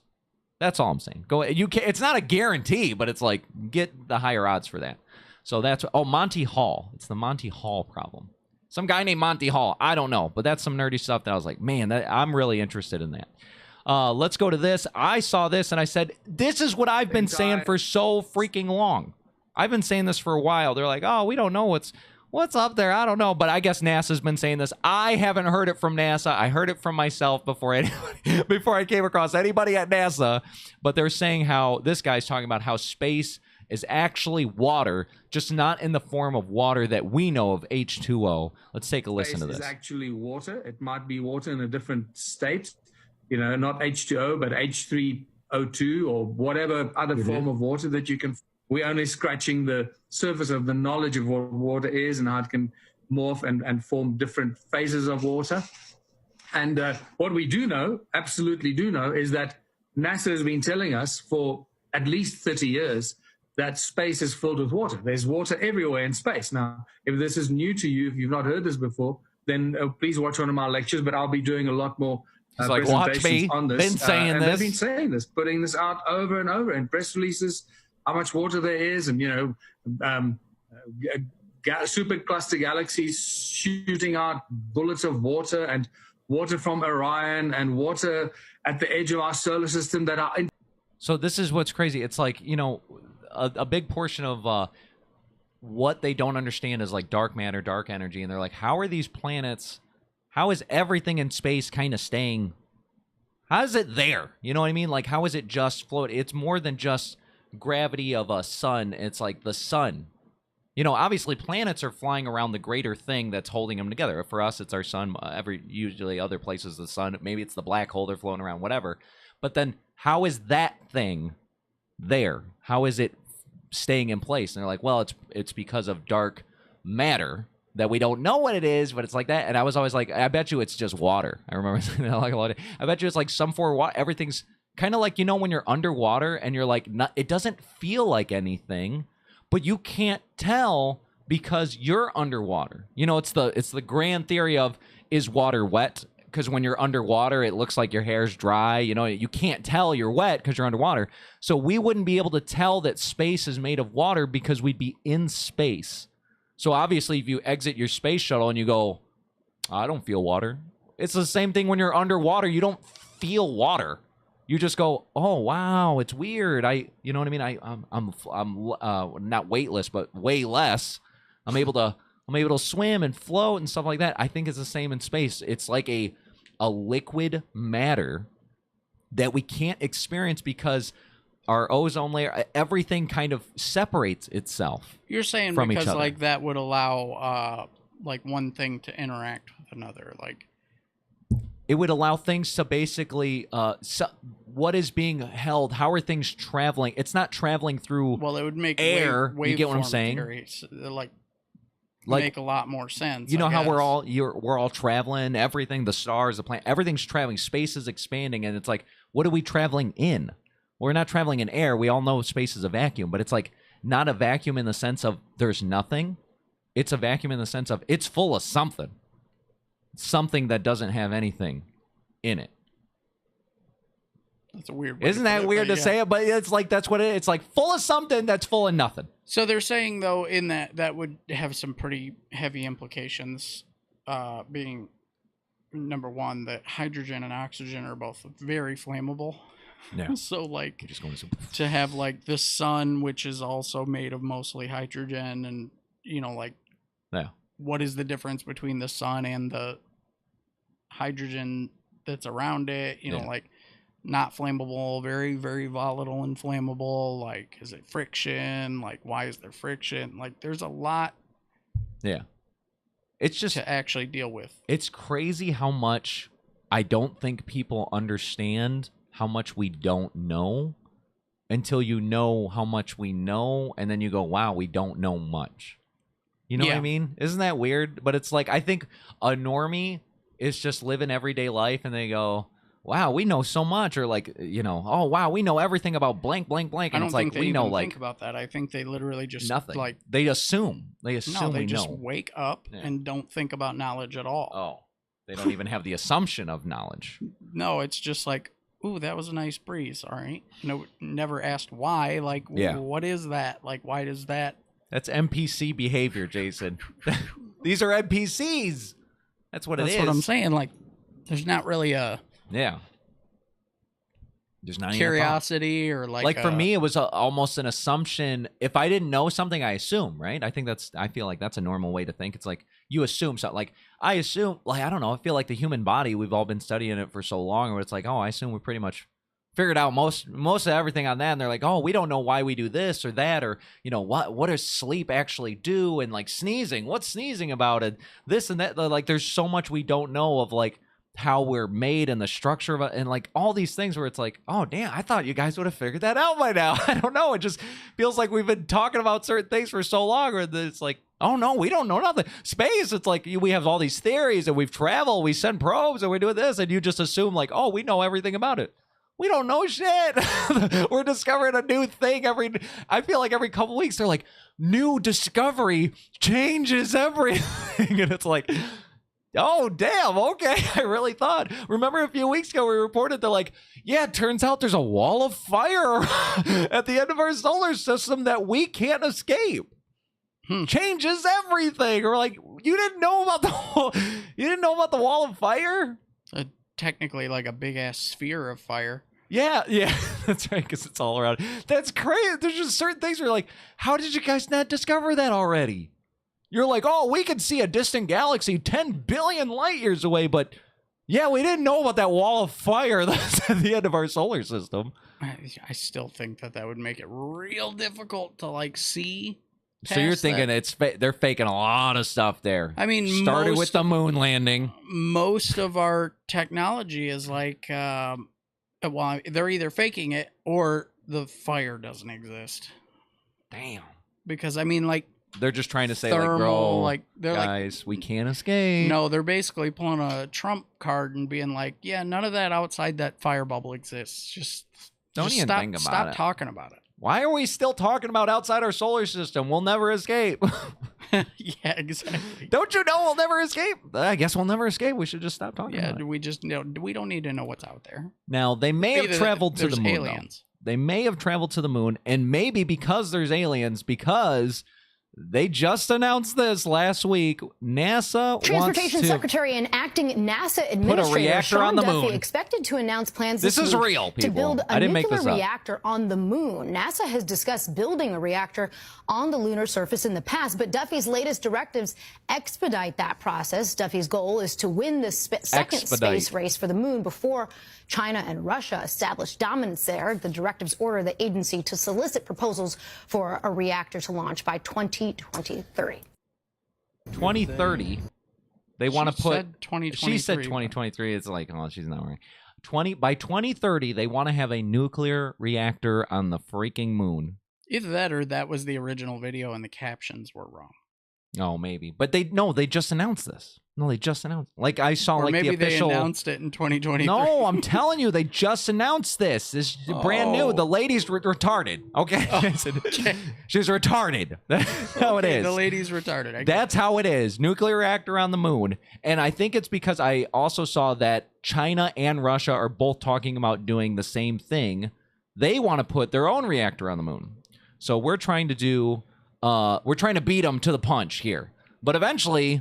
That's the kind of thing about the moon. Nobody kind of owns it, so we can't be like, hey, that USA says. It's kind of a global initiative where it's like, what is the purpose? Are they 7 days ago, Jade? Look at this. Yeah. Don't listen to the lady. See, this is the thing. See, racing. Why are we racing to build this? By 2030. The reason being, let's let it out here, because of that alien ship that's coming. In November, remember, the alien ship's not coming right at us. It's coming right by us. Why would something drive by us? To look out. It's scoping. It wants to see stuff. So we know they're coming for their homies to like, hey, guys, we found Earth. You guys got to take this place out. We've been looking for this forever. Right. So since we know they're about to see us, we need to start building a nuclear reactor on the moon to get the nukes made on the moon. So we can start shooting the nukes, because we don't want to shoot them from the ground. It takes too much energy to get out of the atmosphere. You get what I'm saying? Oh, but if you shot it from the moon, there's no resistance. Boom, boom, boom. We're just nuking these guys left and right. And then plus, the nukes are going off in space, so there shouldn't be any big deal because it's already filled with radiation. right? Doesn't it make sense? So that's why they're like, bro, we got to expedite this because those freaking aliens are about to pass by us. That, or they're like, it's really hard to get a nuke over to America from here, so like we gotta. But if we did it from the moon, if we do it from the moon, there's no resistance. We'll just right in there. Boom. Yeah, just like they don't even gotta fire it. They just kind of drop it. Yeah, and they it just goes go like, whoop. Yeah, they give it a push and then they actually have 2 guys. Yeah, that's all it takes to lift it on the moon. They're just like, whoop. What about Boom. their aim though? Who cares? They don't need a. Yeah, it's like, oh no, they wanted DC. Bro, they'll settle for Kansas. I don't know. They're like, it's a big. Plus, they can make them big enough. Like, there's a lot of things where they got to do like aerodynamics and this and that, or how much can a plane hold? Yeah, this could be a literal cannonball of doom. Yeah. Just they're like, oh, this is the size of a house. Woo! We just toss it. And it we could be see how kind it of goes. shaped like a house too. Who cares? It doesn't matter. Exactly. And then maybe that's part of it is because it's not aerodynamic. When it goes through the ozone layer, it just starts to break up. But instead of breaking up, it breaks into clusters. And now it's like carpet bombing, but with nukes. That's crazy. It doesn't even need to explode at that point. It's just nuclear fallout. Yeah, and then just covering the earth with like... Well, see, the problem is like they would, unless they're living on the moon, unless Russia and China go, hey, we're going to live on the moon because we're going to nuke all these guys here because they live on the same planet as us. So like... Yeah, nuclear fallout only travels so far. But I'm thinking if you nuke America they're enough, not gonna, like, it's going to cover... You know what I mean? They're going to get the nuclear clouds. They'll do like 2 and or 3. It's just enough to make us give up. Yeah. They're like, we surrender. You think we'd surrender or we would nuke this? No, I think we'd... I think we'd nuke the shit out of them. we'd nuke the moon. We would nuke the moon? Like we got to take out their operating center. Yeah, if we weren't up there, yeah, we're nuking that shit. We'd blow up the moon. That makes sense. I think we have enough spies. We'd know they're about to nuke us, and we'd preemptively nuke the moon. And then people would be like, whoa, America's crazy. They nuked the moon. And they would make us look like the bad guys. But realistically, we're like, no, we knew what you were about to do. We knew. What happens if the moon blows up? I think there's like tidal problems and tsunamis and like... Well, yeah, aside from the obvious implications, but I mean, like, then we don't have night lights. Do the pieces of the moon fall to the earth, or do they just go outward into space? I think it depends on how we blow it up. We blow it up the right way. It's like, boo, and then the inertia and the motion, it blows out that way. I think if we did it right with a big enough nuke, yeah, because it doesn't have explode any out momentum. But then I feel like we run into a lot of issues. It's gonna go like chunks, and then it'd be kind of like a sweeping motion because it's still in orbit. Yeah. And now we just have all these moon chunk satellites just running around. Eventually, we're gonna have to go up into space and like clean up, because that's what I heard. There's like, oh, there's so many satellites, even a lot of dead ones we don't even use no more in the geostationary orbit. Yeah. And it's like, oh, we gotta go out there and start picking up our trash. We almost our got like a trash shield at this point. Yeah, which is kind of good for when the aliens come. We're like, try shooting us through our trash shield we made. We did this for you. We knew you were coming. Get through our trash shield. It's even crazy we're talking about any of this stuff. You know why, Jason? Because we've talked about this before. We're not in the right timeline anymore. Oh, yeah. Our timeline has changed. This TikTok proves it, because he's saying like the same things we said, and because he has more authority, you have to believe it versus having to believe us. That's just how the internet works. Yes, the world ended in 2012. Well, a lot of ended in 2012. So. And not in the Hollywood fireballs and explosions way. No, they believe something far stranger happened, that reality itself shifted. And there is a good reason to believe so. The Mayan calendar didn't mark the end of the planet, it marked the end of the timeline we knew. Think about it. Since 2012, doesn't the world feel off? Yep. Time feels faster. Memories don't match. Small details, brands, movie lines, even history itself have changed. People call it the Mandela effect. I call it leakage. Some believe CERN, in their hunt for the God particle, didn't just smash atoms, but smashed reality. They tore a tiny hole in the fabric of existence, and we slipped into a copy. A copy that looks the same, but isn't. That's why the world feels less real, more chaotic, more artificial. That's why every year since then feels like a fever dream. Maybe the original Earth is gone. Maybe we're the ghosts now, drifting through a simulation built to keep us calm. But the cracks are showing, and the more you notice them, the more unstable this fake world becomes. So go ahead, tell yourself 2012 was just another year, but deep down, you know something changed. You know, and we've been knowing that. We've been saying that. We're like, hey, yeah, we think, and honestly, think of your lives, people. Did anything crazy happen around 2012? What has it been, 13 years? It wouldn't even, you're saying like, oh, has all this like wild shit changed? That's the problem. Yeah. Nothing was, you didn't wake up the next day and then go like, whoa, it's all, whoa. Yeah. It's just like, like the guy said, it's the same reality. It's like the same, but like different. It's like almost like a copy of it, but with changes. With different like feelings, like where they're talking about the Mandela effect, and it's like certain things, it's almost like there's a greater, I don't know, consensus like above us, like the one world government or whatever it is, where they're like, no, this is how it is. Like the famous one is the Fruit of the Loom, and they're like, oh, don't you remember there be a cornucopia as their logo for Fruit of the Loom, and then Fruit of the Loom's like, we've never had a cornucopia. Never. And it's like, bro, that's just some guy fucking with everybody, because like, but yeah, they did. They did. And no, the real company was like, no, the real verified company, they're like, no. And then some lady found a shirt or underwear, whatever it was, I think it was a t-shirt, and she's like, look at the shirt, it's on the logo. You can't fool us. Like, what are you doing? Yeah, I don't know. You know, so it's like, hang on a second. I think we're onto something here. So I think maybe we just need CERN to do it again. And maybe we'll wiggle back to the original timeline. Or like that guy's thinking like maybe the old Earth is gone. And we're just like the shadow, the remnants, the ghosts of the original time. There is no original Earth anymore. What happens if that reality literally, it's not that we got separated. That one ended. So there's one reality, we talked about this a couple weeks ago, where it's like the choices make different realities, right? One reality where everything ended in 2012. It really did. And then the reality we're in now where it's like, well, we'll keep going, but shit's weird. Do you think it was like all the souls in creation on Earth at that time was like, all right, so there's two, right? Yeah. So there has to be two technically identical. Mm. Do you think everyone from the destroyed one just kind of like swoop got sucked into the other one? And then what happened to all those? They're like, damn, I got hijacked. I think that was probably the reality where there wasn't any. We swapped for reality with nothing. Or maybe it was like a bounce theory where it's like we swapped into this reality, that reality swapped into that reality, everybody shifted one. Everybody bumped over to one, and then maybe the very last reality in the line, they went it, which is realistically the first reality because it's circle. They went away. They were talking about did I ever send you the video of how big is the universe? Yes.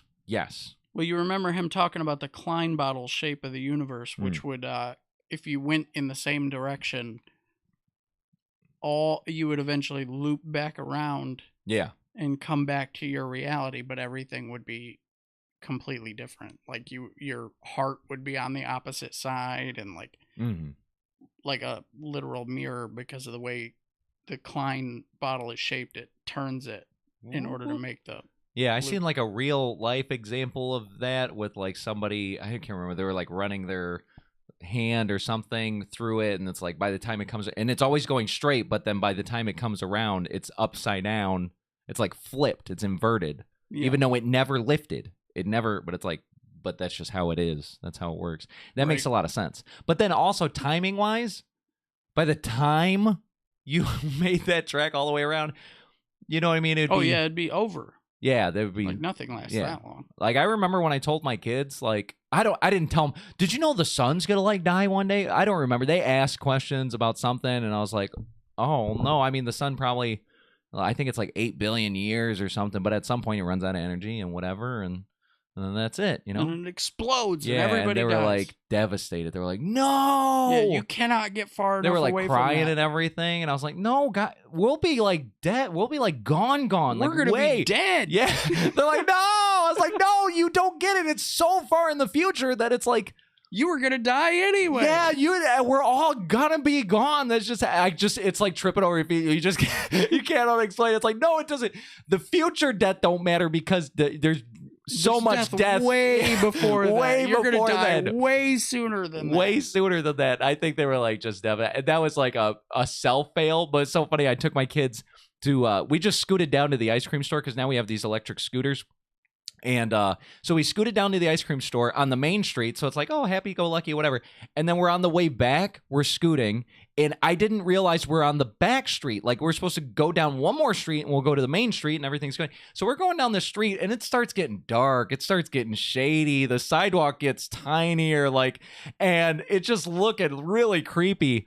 And my kids are like, Dad, I don't think we're on the right road. And I was like, no, I'm pretty sure we're on the right road. And we're just scooting, and it gets dark. There's no lights now, so we only have our scooter lights and everything. And they're like, Dad, are you sure? And I was like, I looked around. I was like, oh no, we're actually on the wrong street. We're actually on the back road. And Emmett looks at me and he goes, oh no, you failed us. And I start cracking up. It was like the funniest thing I've ever heard. I'm like, yeah, I guess I did. He's like, no, what do we do? I was like, we'll just keep going down this road. Totally it's not like believed that, like, yeah. And he was like, yeah. I was like, oh, you failed us. I was like, I'm gonna remember that forever. Yeah. It's like you don't usually get an opportunity to tell your parents like, you failed me. He's like, yeah, it was so funny. Oh my goodness. We made it home safe and sound, people. It was no problem. Easy peasy. We just had to take the really shady back road with no lights whatsoever. So funny. All right. Very nice. We didn't even have to get to the alarm that time. We still had a minute. All right. Next thing here. Oh, actually, we're done with the nerd stuff. We're going to the after party. Look at us go, people. Go. It's the after party. All right, very nice. Let's see here. I forgot. I was like, oh, you know what? I was all that time. I always focus this on Jason, but then this time, like, I don't have like the room all set up. We have the scooters. I was like, oh, I can put this for me. Look, you guys see the control center now. I'll show here. Look, see, now they can see the control center. Jason, look, we're people two in a room. All right. Bet you didn't know we had legs. Yeah, look at this. That's my Mac Mini. That's my boy right there. This whole show it's sustained and done on a $600 Mac Mini. That thing is the best thing. I need to make a video on my... See, the problem is that I don't know if it's like really an Epic D guy thing. Maybe if I gear it towards musicians, like, hey, man, you make music, you want to do this or stuff, yeah, you got to get this Mac Mini. And then get the affiliate link for that. Like, I'm telling you, you need a Mac Mini. That'd be 3% of 600. That'll add up. I just need like 1,000 people to buy, just 1,000 people to buy the Mac Mini here. All right, this is a famous quote that we all say. Anybody that's a coffee lover like myself, we all say this. Don't talk to me until I've had my coffee, right? Like, yeah, in the morning, don't talk. And I agree. It's like, bro, I need a little bit before I get over there. I don't immediately. Yeah, after I wake I'm up. not a morning person, that's for sure. Well, this really drives the point home. Let's take a look. Don't talk to me until I've had my coffee, right? Seriously. Don't.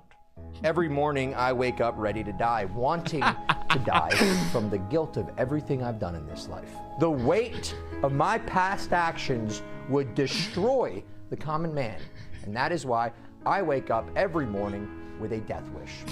That is until I've had my death wish latte.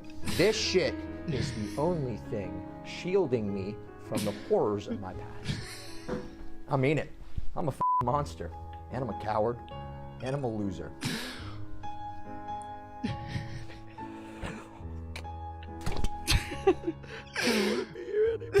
Somebody please get me. Oh, God! Is that you?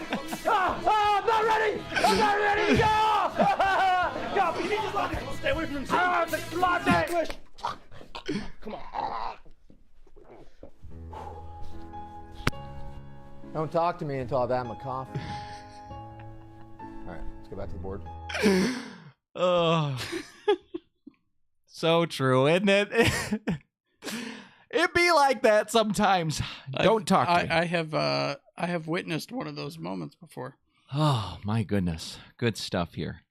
You ever just, and speaking of the food and drink, you ever just wanted to eat in peace, and you're at your table, and maybe you're filming a TikTok food review, and you just can't do nothing, can't enjoy nothing no more in this world. There's always somebody wanting to butt in. Well, here's an example of that. These vloggers are filming their...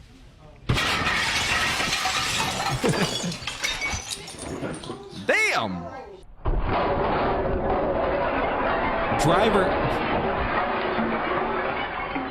Driver smashes right through the window. My goodness. He didn't even have time to react to that, but it's crazy that he didn't get actually hurt. Yeah, like they should have got demolished. It's like he actually hit him. Yeah, it's like he hit him enough to bump. You know what I mean? Like he bumped him versus like hitting, and if he didn't have anywhere to move, he would have got squished for sure. But because he had a little bit of space, I think it nudged him over instead of broke all his legs and stuff. But couldn't imagine. But anyway, they're going viral, crazy. Which is cool for their restaurant vlog. You know, obviously they'd rather just kind of eat in peace and get their 100 views, but now they're getting millions of views because it's like, oh man, did you? That was crazy. You got hit by a car. That was awesome. Look, if me and Jason got to get hit by a car in order to get a couple million views, as long as my legs are fine like that, guys, I'm all right with it. Well, you sit on the inside seat then. I'll get the inside. It's all right. I will. You're saying, but I'll be fine like this guy is. Well, yeah. I'll just be scared. Yeah, I'll deal with a little scared for a couple million views. Scared. Yeah, no, that's fine. Easy peasy. Bring on the car. Next thing you know, you just see a car ram. Because that's what's funny is you're sitting by the window. So if anybody's ramming in, you're actually the first one to go. Yeah. So don't do it just yet, people. You got to wait. Not yet. We'll give you the signal to do the ramming. Yeah, all right. Put my feet out or something. That way I go scoot. Yeah. Oh, well, honestly, I think in this position, they'll hit you and then you'll fly forward. You know what I mean? You'll just kind of... You got enough room. You got like 8 feet of room. Yeah, but not if my feet are stopping me like I am now. Like yeah. You got to give us the signal so he'll lift his legs at the last moment. He'll just go flying into the TV. This guy is absolutely nuts. You can't do this. I see it, and yes, you can. Life. You can't do it because this is the type of stuff that will happen if you do. But let's check it out here. This is a joke. Ain't no fucking joke. You hear me? It's a joke. Oh my God. He's joking about. You've been a good boy. Sit on Santa's lap and tell him what you want for Christmas. Man, what the fuck? You want to sit on my lap? Santa's lap and tell him what you want for Christmas. Hey, man, where the fuck y'all coming from with this fuck shit, man? Bro. Santa! Huh? You're naughty. Damn, man. Boy, you're naughty-o. You're naughty-o. You're naughty-o. You're naughty-o. Come on, man. Santa. Come on, man. Santa.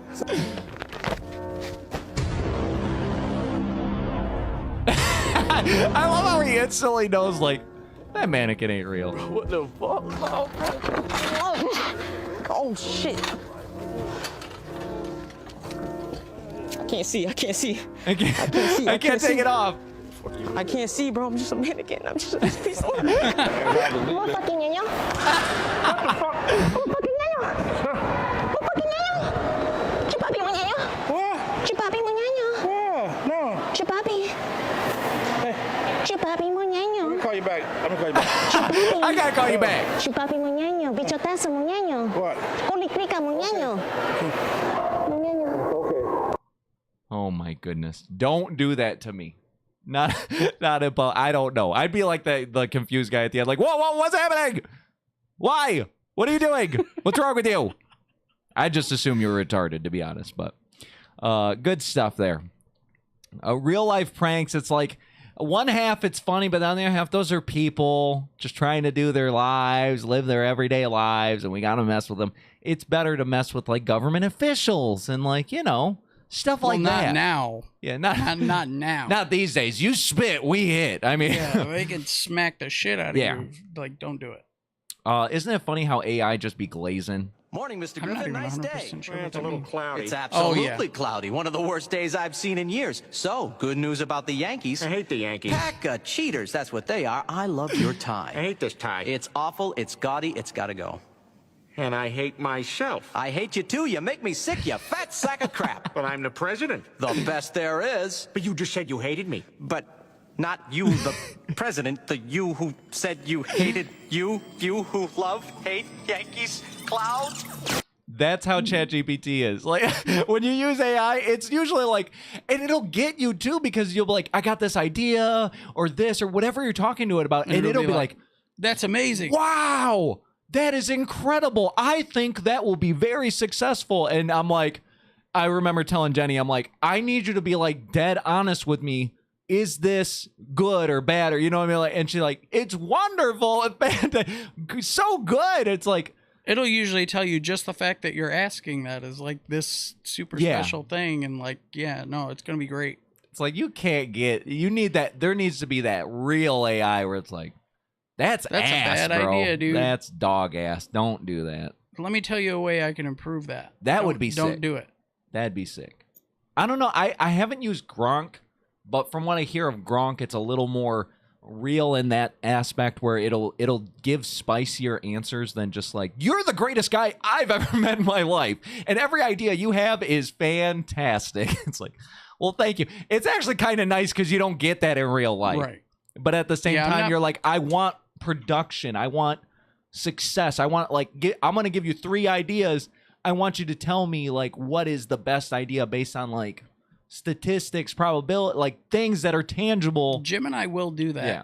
As long as you're not talking about you.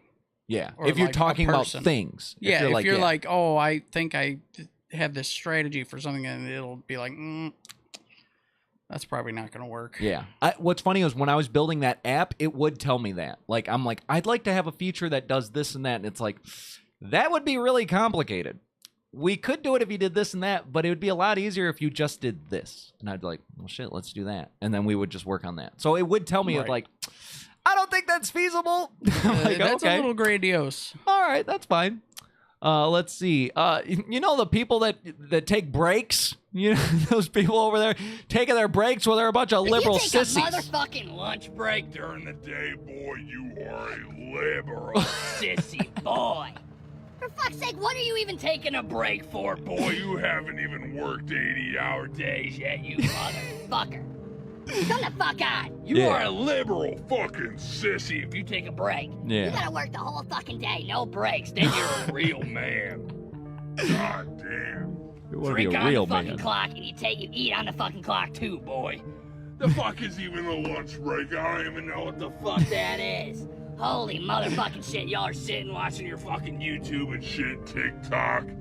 Motherfucker, that is a liberal sissy shit if you take a fucking lunch break. God damn, I worked 80-hour motherfucking days. I do not take a break at A whole all. day You in 80 fucking hours. Sissy boys. For fuck's sake. God, you need to be more like me, motherfucker. You know, Be flipping like that signs guy. in the Oh, no, rain he's and the spitting at me. sun, motherfucker, all goddamn day. No motherfucking breaks. No. God, if you take a fucking break, you are a liberal fucking sissy boy. It's true. It's funny, It's true. but it almost looks like he recorded that on his break. Yeah, he was like, I'm on break, but not you. But what's so funny is, like, the contractors for my work, when I was doing the payroll, luckily the payroll lady's back, so I don't have to do her job. But I'm like, I'd always have to text them because it was part of my process where if they didn't take a break, like by punching out and then taking at least 15 minutes, we like them to be 30 minutes and then punch back in, I'd have to email them and go, hey, did you take a break on Tuesday the 12th, Wednesday the 13th, Thursday, whatever? And then all the time they'd be like, nope. And I'm like, you worked 12 hours? You didn't take one break? Nope. I've seen you. You look like you eat.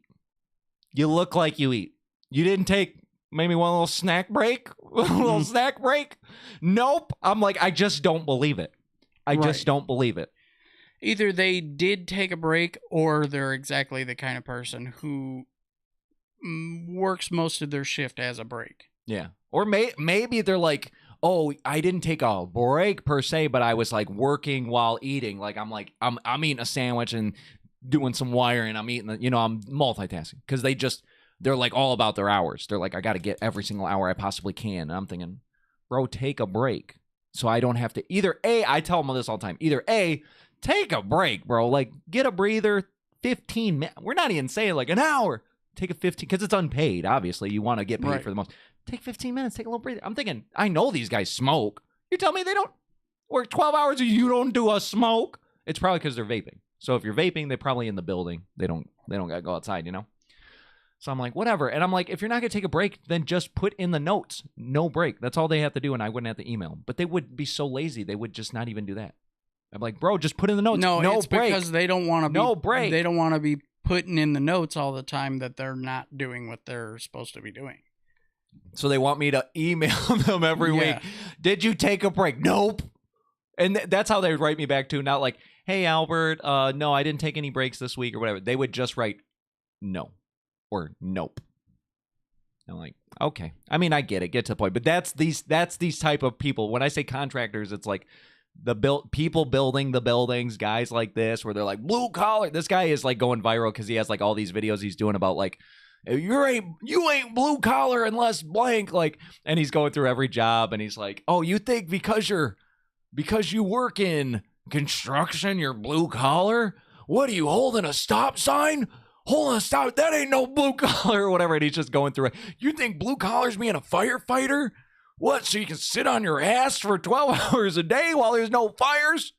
You're a liberal sissy. So I was like, man, that's just how they, honestly, that's a large chunk of them. They really do act like that. They're like, if you ain't working 80-hour days, you're a liberal sissy. Like 80-hour days, are you sure? All right, here we go.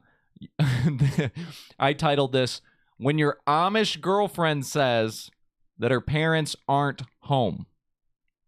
You know how it be. Look at that horse! Damn. That thing is booking. He got sparks on the road. Look at this freaking horse. That's actually kind of nutty. That horse was going full speed down that side street, and he's like, I need you to turn 90. And the horse is like, okay, master. And then he goes and scoots out. I'm thinking, where's that Amish guy going? But honestly, he can't be Amish. He got lights on the boy.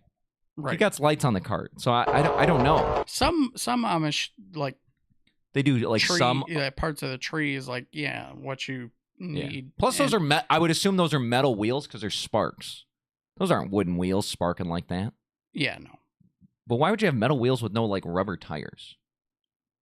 It just feels like it'd be like just not good for them. Or I mean, like, there's always the possibility that there isn't a driver and this horse just went off on a tangent. That'd be all cooler. The tires are blown. That'd be way cooler. The horse is like, I gotta go. My girlfriend just called and her parents aren't home. I gotta go now. It'd be like that sometimes. All right. Jason's eventual final form. That's what I titled. Do I want to know? Yes, you do, because this is at the rate you're going, this is going to be your final form. This is you. Oh, hell yeah. You get so many tattoos, you just become the tattoo. There it is. How's that sound, Jason? That would actually take so long. Does that just, I don't know. I'm like, that's too much. Is he trying to be black? Just like one limb at a time? I don't know what he's trying to do with this. They call this black arm. Somebody's like, he's appropriating our arms. I don't know what the fuck this guy's doing, to be honest with you. Is that a tattoo? Like, it's legit? It's a legit tattoo. The tattoo guy is the one that posted it. He's in the comments and he's like, what's going on?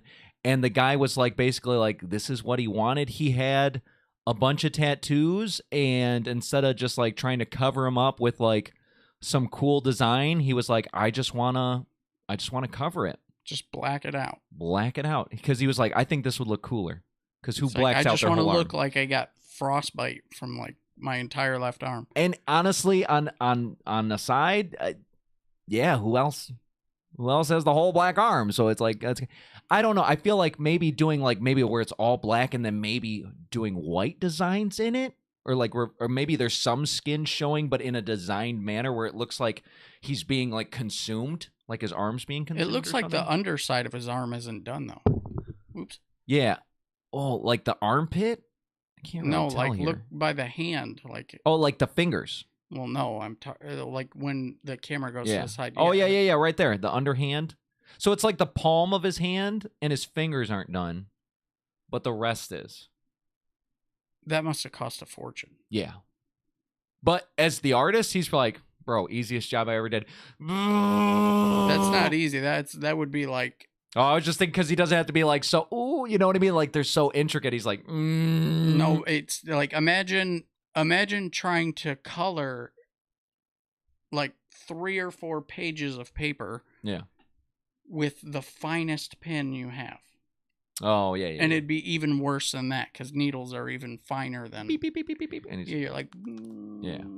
And for it to be like that saturated. Yeah. They'd have to go over it more than once. Do you think his arm, like the repercussions of the skin underneath it, are going to be like, bro? Well, it's essentially 100% scar tissue. You're killing me. Yeah. Like, damn.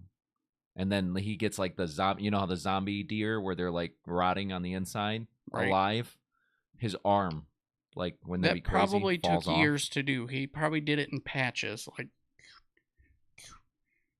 You think so? I think he did it in like over a course of a day.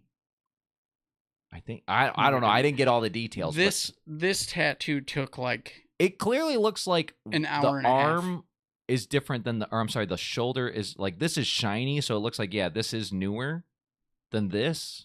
So it definitely looks like at least 2 phases based on arm to shoulder differentiating. Yeah, and right it's gonna. That's why you can see those little weird splotchy parts where it's not, because it's really hard to get full black patches. That's crazy. Well, look out for Jason to do that next. Oh no, I didn't. Damn it. All right, give me a second here. I closed out the entire browser. I don't like when I full screen Facebook. It's like, oh, when you click X on Safari, it's Xing out of the one screen, but on Chrome, it's not the way, bro. It's a Chrome thing. You guys know. The only reason I Chrome is for you people, because otherwise I'd be on Safari. But the way I have to show the videos, I have to be on Chrome. All right, here we go. But look, I set up the show properly today, so we're right back at it. All right, here we go. What the heck, India? This is just like, I see these things, and then I get an opinion. I'll talk about it after the video, but it's like, and then I'm telling my friends, and they're like, oh, you're so racist. And I'm like, I don't know, man. I'm seeing these videos, and they're out there for a reason. But this is in India. This guy's making his street food. I don't want to be picky, bro, pero there's toe jam in the mole, carnal, and the tortillas are great. Pero can you not put athlete's foot Why in is the this pinche bread at mole? the freaking Please, pot? Sir. Sorry, can I be annoying? Can I get mine custom without the pinche toe jam, por favor? Hey, sir, No I don't way, want to. bro. So then it was so funny. The other week, the guys, they're like, and it's Zachary, right? He's like, let's go out for Indian food. I was like, I don't know, guys. They make the food with their feet and stuff. And they're like, dude, no, they don't. That's so racist. I was like, no, man, I've seen videos. This is like the 5th, 6th video I've seen of like them, their feet are in there, they're mushing it with their feet or whatever it is. And I'm like, I don't know, man. That's just what I've seen. It kind of grosses me out. They're like, no, that's racist. That's not how they do it, right? And honestly, I was thinking, I just don't think there's anything like for Indian food where I'm like, oh, I gotta have that. You know, versus when I go to Applebee's and I get some like chicken wonton tacos or some boneless wings or whatever, Fiesta Lime chicken, I'm like, oh, I gotta have that. You go to Panda Express, I gotta have that orange chicken. I just don't think there's any Indian food where I'm like, I gotta have that. I just gotta know why this is necessary. I think it's like for a certain flavor. Foot flavor. Nah. Yeah, bro. I don't know. Normally I see their feet as a tool.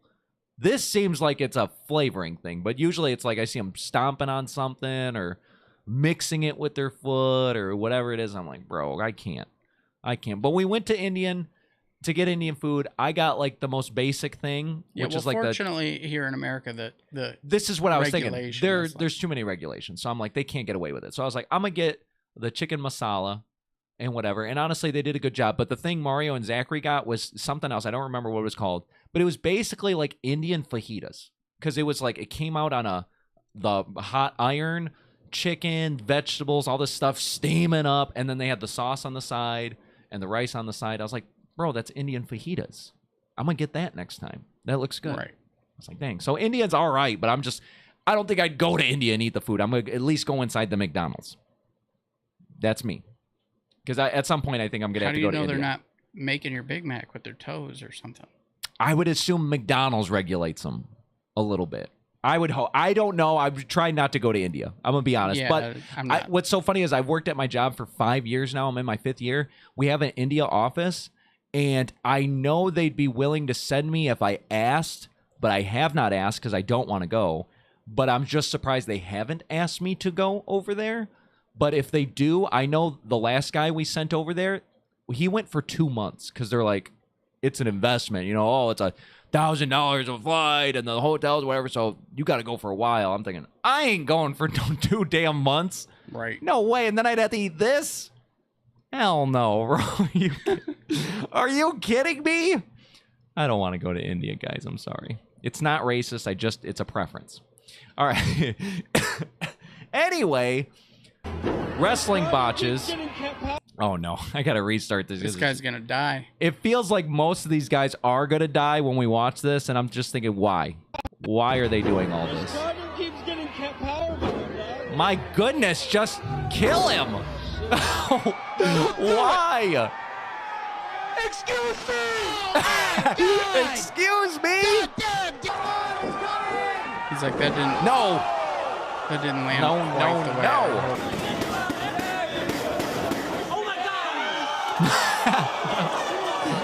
No. Coming after us. He died.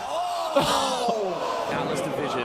Oh! Davis is finding What out the what hell? you have to endure to be part of that. No. Oh. It's not what I thought was gonna happen. That's a little better than what I thought was gonna happen. And now Scott. Good night. Oh my God. Oh, just break his back. I mean, literally just break his back. The raw power of Nate Hager just sent it barely to the outside. They're like, wrestling's fake, huh? They're like, no, he's really hurting me. Damn. That was like, That was I'm kinda surprised rough. people did not die in those clips. Or at least Especially they're the first one, paraplegics. like you're thinking like, like their springboard, whatever, blah blah blah blah blah. But yeah, it makes. I you wanna don't care if a guy is slamming you up like back and forth. With the guy was like, That was like a boom, damn. boom. Yeah, that was like a fucking cartoon. Yeah, no, that was great. It makes me want to see this one because it's try not to look away. I'm gonna try not to look away. Here's the challenge: if I look away, damn this play button. I love that though. If I look away, we lose a life. Here we go. Horns. What is he doing? Devil horns from the silver teeth Satan. And another chair across the cranium. Okay, that's all right. Why did he sit still and let him do that? It was pretty chill. I mean, obviously it's the table, but reverse. Through both Maki and the Duke of Hart. Get it out now. Springs out.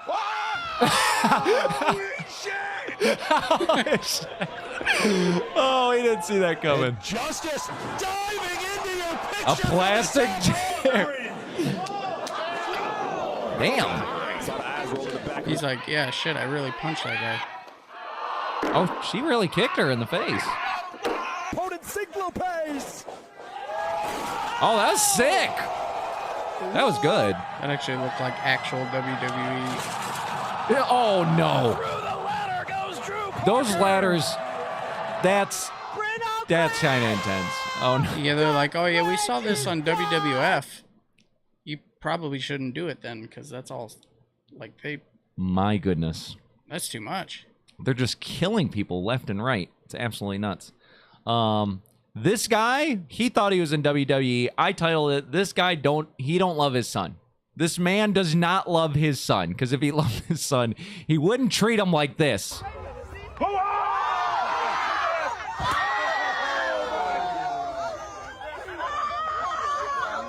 Are you kidding me? He's like, damn, you actually like threw my ass. He could have landed on his neck.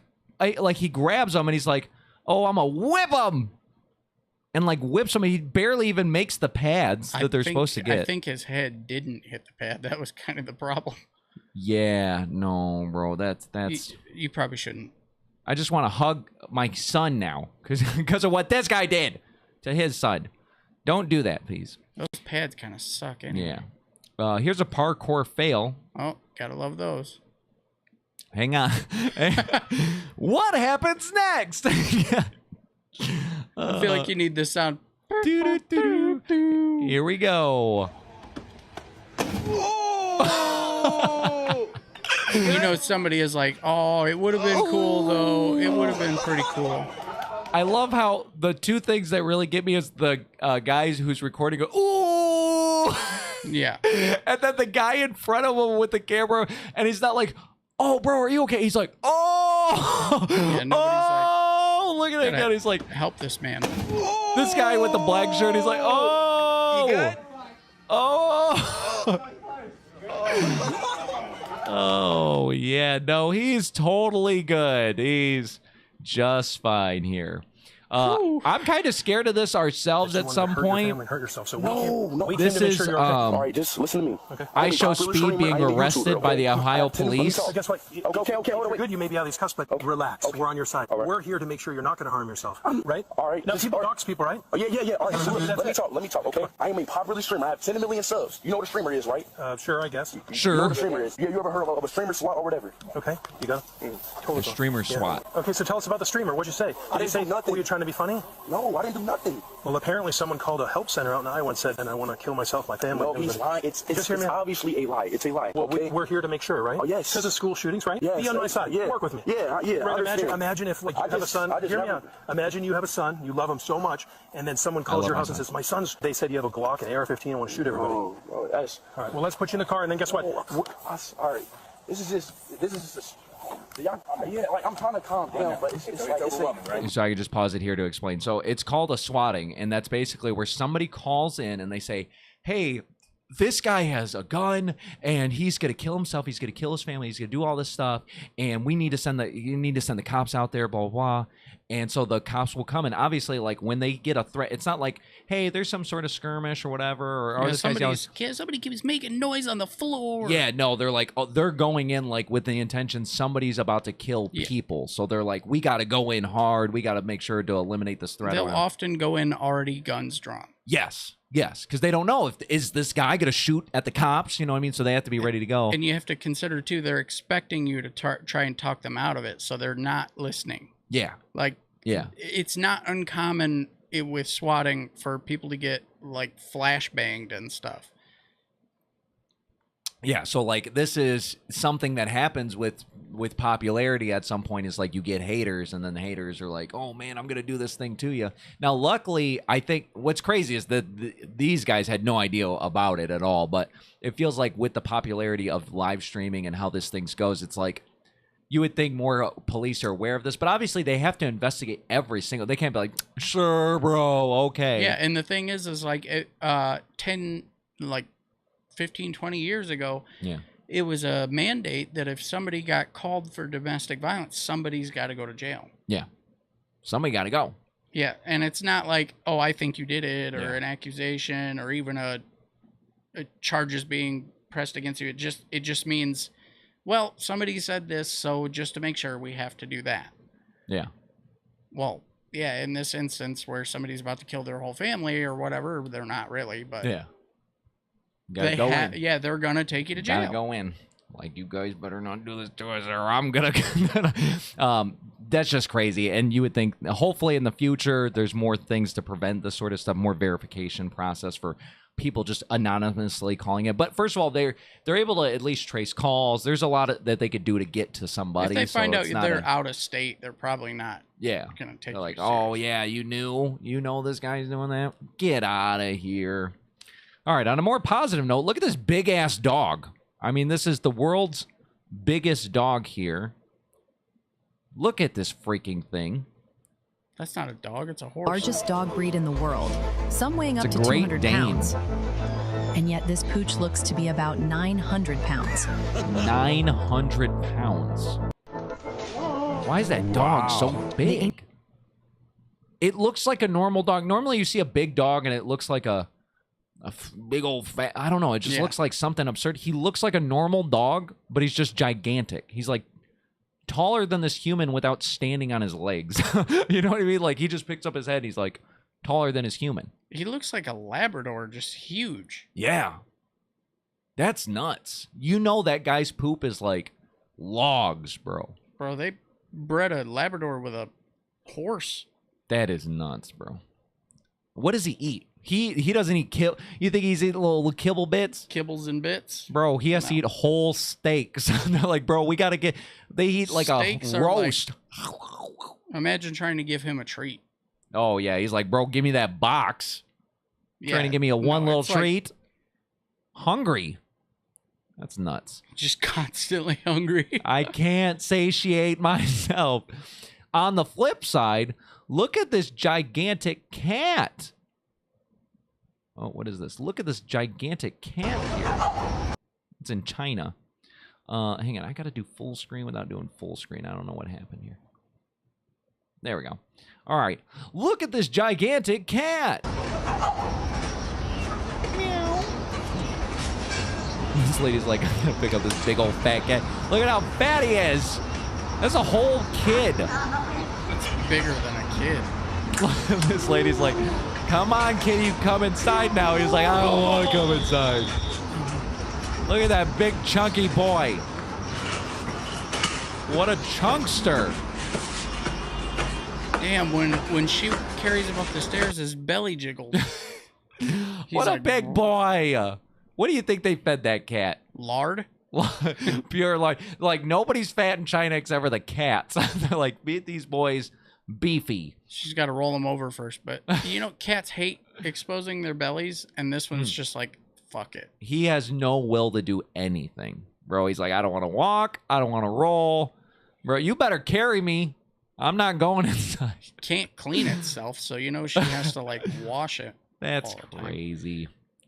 Crazy. Kitty, kitty, meow, meow, meow. And then another animal. This one is a raccoon that's on fent. You know, fentanyl. And apparently what happens when humans get on this is they do these, like, it, like, freezes them. Where it's called being stuck. And they're just, like, frozen. Like, it breaks their brain. And Baltimore is so crack-ridden with fent that the freaking raccoon's got a hold of it. And look at this raccoon. Only in Baltimore. It's a fent. The raccoon is on the fent. Look, it's stuck. He's frozen, bruh. The raccoon is stuck. He's on the fent. Not the raccoon. Bruh, this is my dog. Baltimore's off the hook. Hey, that's the craziest shit I've ever seen. He's slow. He's slow. You about to fall over. No way. Dog, what the fuck is going on? What? Why? That, you know, he was like getting, you know, raccoons go through trash. So he's like going through the trash, found some yummy drugs, and he's like, ooh, yummy drugs. And he eats them, and he's like, like, just degraded his brain. Do you think he's ever going to be okay? I think, yeah. Oh, you're saying because, like, the repercussions, withdrawals, and all that other stuff? Because, I mean, like, it'll freeze a whole-ass human. Like, they get stuck. Like, oh, yeah. What? Could you imagine what's going through that little poor You think after mind? he gets down, though, he's like, bro, I gotta get that again. I think he's like, I'm never eating out of the trash again. He's smarter than a human. A human's like, I gotta do that again. He's a raccoon. He's like, bro, I was stuck in the middle of the street. You know, in his brain, because he sees cars going back and forth, he's like freaking out, like, but not being able to process it. Yeah, he's just like, I gotta go. Like, he can't move. He can't move at all. The poor raccoon. They call him the crack-coon. Crazy. You ever wanted to see what a phone would look like if it was dropped going 150 miles an hour? I didn't, but I do. Well, now you will. Let's take a look. Wait, with sound. Because sound makes everything better. Here we go. He's showing what it was recording. Look at that. It looks like some black hole space travel crap. gonna do it without the sound here. Look at so when it Nutty. drops and it hits and it rolls, it's like that's like the ultimate light Rasengan or something. Like, right? That's sick. I want to like get that. I wonder if we can like somehow sure we reach out could- to that guy. Like, hey, can I get that footage? Like, I don't want to could see it just from a make- screen. Wow. Why was he going 150? I think he was on a motorcycle. He was on a Yeah, motorcycle okay, and going, and then it fell off of him. Yeah. You know those motorcycles, they're crazy. They're absolutely bonkers. You know what's crazy? When you first got those scooters and we were going like, what is it, 18? Yeah. I'm like, wow, this is pretty fast. Oh, Imagine bro, 150 18 is crazy. Woo! No, that's Like, true. No, that's nuts, dude. Absolutely. We got Pritz in the chat. He says, it's so funny, finally a newbie here, so we're going to address it here. How do you guys feel about Trump's 5 yellow men? I didn't know he had yellow men. Is it like the Oompa Loompas? He has like his own Oompa Loompas? So like an entourage. Are they actually yellow? Or I feel they like I call should him, Google this. Since he's the orange man, they call him yellow people. Yellow men. I'm going to Google it because if it's something that's real, we should be aware of this. I Googled Trump's 5 yellow men. Likely refers to the Central Park 5? Group of 5 teenagers? I don't think so. I think those are black kids. That's crazy. I don't know, but if he has Oompa Loompas, I disagree completely. The short people, they gotta go. No. Yeah, but what if the short people are doing public service? Then they gotta go. I thought you were gonna say. Then I completely agree. I completely agree with them getting the hell out of here. They gotta go. They're out of here. But thanks for joining us and thanks for chatting. That's really awesome. We appreciate that. Very nice. We only got a couple more here. We've been on track. Obviously, it's a longer episode because we're catching up. I had twice as much after party as I did last time. Just a couple more here, and we're done for the night. So let's take a look. This is I titled this, if you're gonna get your tree removed, hire a professional. I mean, like, I feel like you gotta do that, bro. This is just nuts to see like stuff like this happen. I just don't believe it. They're like, no, no, no, no! It crushed his whole house. That's a guy. That's a human dangling there. I didn't even notice the person. Look at the person here. On. I gotta rewind it twice. Here we go. First of all, look at this. It's a goner. That's a guy in the. Well, good thing he had his harness on. Yeah, he had his harness there. Timber. Oh my God.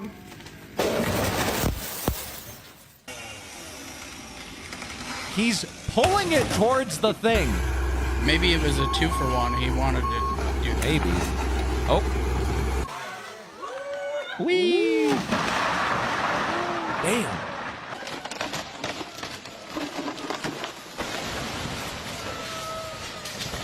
At least if there were professionals, they have insurance. So at least I'd be like, bro, you're paying for that. You know, the guy was know like, that, right? let me get you a hotel. Yeah. There you go. Oh. Oh, there goes his chainsaw. I feel like there's... Yeah, no, he should have pulled that. He should have pulled that a little bit more. Oh, Spark. Hey, Spark, how's it going there? Thanks for joining us. Appreciate that. Very nice here. Thank you. Yes, no, I appreciate that. Very nice. You get the newbies in the end of the chat. You had to be there first. But now you know we'd go Tuesdays live at 10 p.m. Eastern Standard Time. 10-ish. 10-ish. We went on at 10:30 today, but it's about to say 10-ish. Yeah. 10-ish. I'm going to update the banner. This guy, imagine this. Acting blind, but he has $100,000 in a clear bag, and he's going through the hood. Question A, scenario A. Do they help this poor man to the bank? Scenario B, do they take his money? What do you think's going to happen? Well, let's just see it in action here. I would love to believe that they're going to do the right Where y'all thing. boys at? Yeah. I'm looking for the bank. Where y'all boys at? I don't need. Huh? Oh, okay. Oh, yeah. Yeah, I got 100K. I'm about to cash it in. Hold on. Hey, They don't even listen to him. They're like, 100K? Hey. What's up? Yo, where y'all boys at? We right here. Huh? We right here. Oh, okay. We're right I'm trying to here. go to the bank. I need somebody to help me. 100K. I'm cashing in 100K. Yeah. What a nice young man. Down there where I can't Right see. down the No, I street. can't see. Where it's at? To where I'm going right now, straight right now? Yeah, just go straight there. Oh, okay. But y'all boys There you sound like go. I ain't got no money, man. Let me get away from y'all boys, man. Let me get away from y'all boys. Yeah. You guys sound broke. Nah, I'm saying, what the hell, man? Hold on. Hey, chill, it's a prank. We chilling. Why did his friends stay there? Play like that. Why did his friends stick around? He was Probably like, to make sure he couldn't chase him. he's blind. You don't know that. But if they knew he wasn't blind, would they I still don't try think to they take cared it? if he was blind or not. I They were thought just that like, it's they were 100 like, Gs. They were like, he's bullshitting us or he's not. But one of us is grabbing the thing, and the other one will make sure if he ain't blind, then he's dead. Yeah. I was really hoping there was a really nice, helpful man that's like, hey, man, I'll help you to the bank. And like in hopes that he would get a reward. You know what I mean? Like me, even trying to be a nice guy, I would have helped him and thinking, I bet you he'll give me a little money when I get to the end. I wouldn't ask him for it. And if he didn't give it to me, I'd be like, it's no big deal. I helped a blind man to the bank. Right. But I would kind of hope, like, bro, you got 100. Can I get one of them? Let me get one of them G's. You know? Right. Not take the damn bag. Guys, you're stereotyping. It's not good. All right, here we go.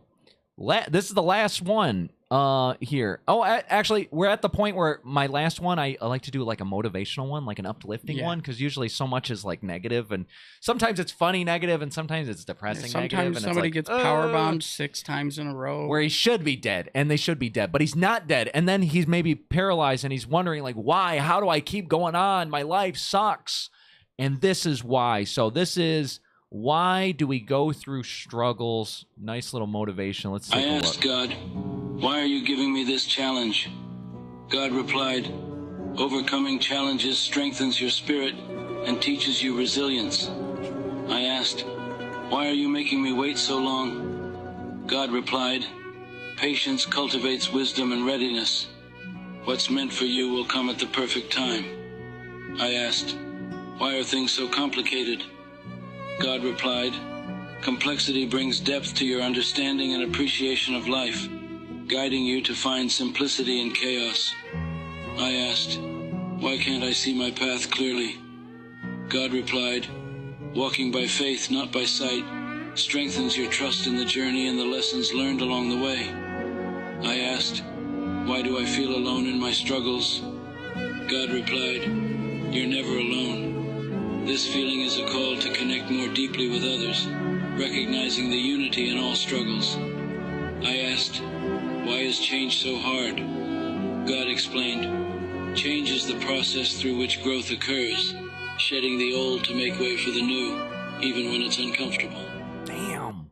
And that's really what it, like, we talk about like going through things, and it's like, why do I have to go through this thing?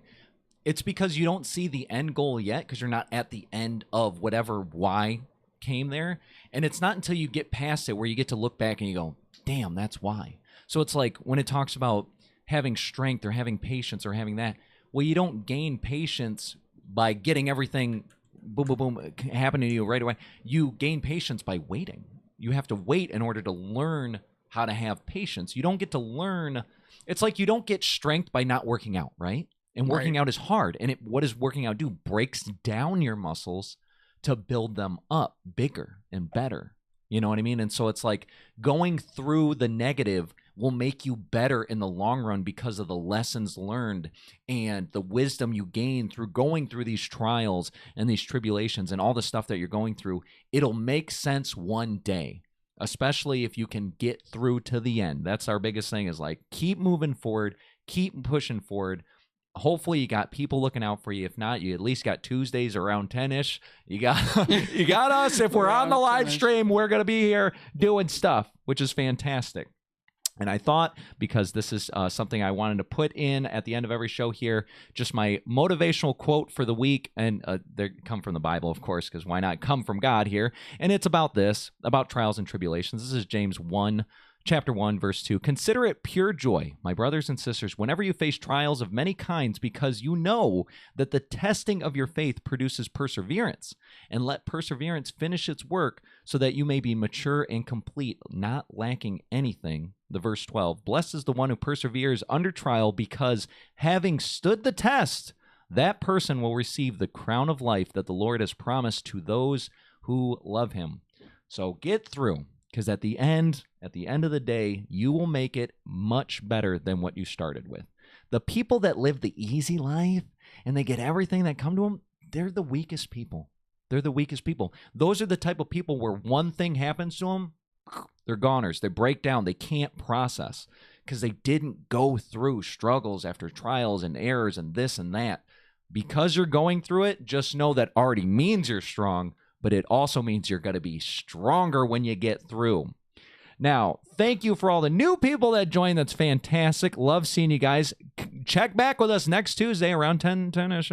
And Cheyenne, once again, thanks for joining us as well.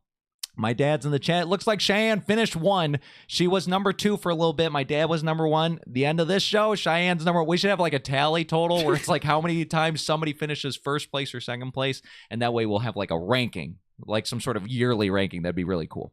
I'd love for that to be automatic where I don't have to do it because YouTube does it, but I'll do it manually for a little bit here. Thanks for joining us tonight. Jason, thanks for being here. Everyone, we're going to see you next time. We're out of here. Good day.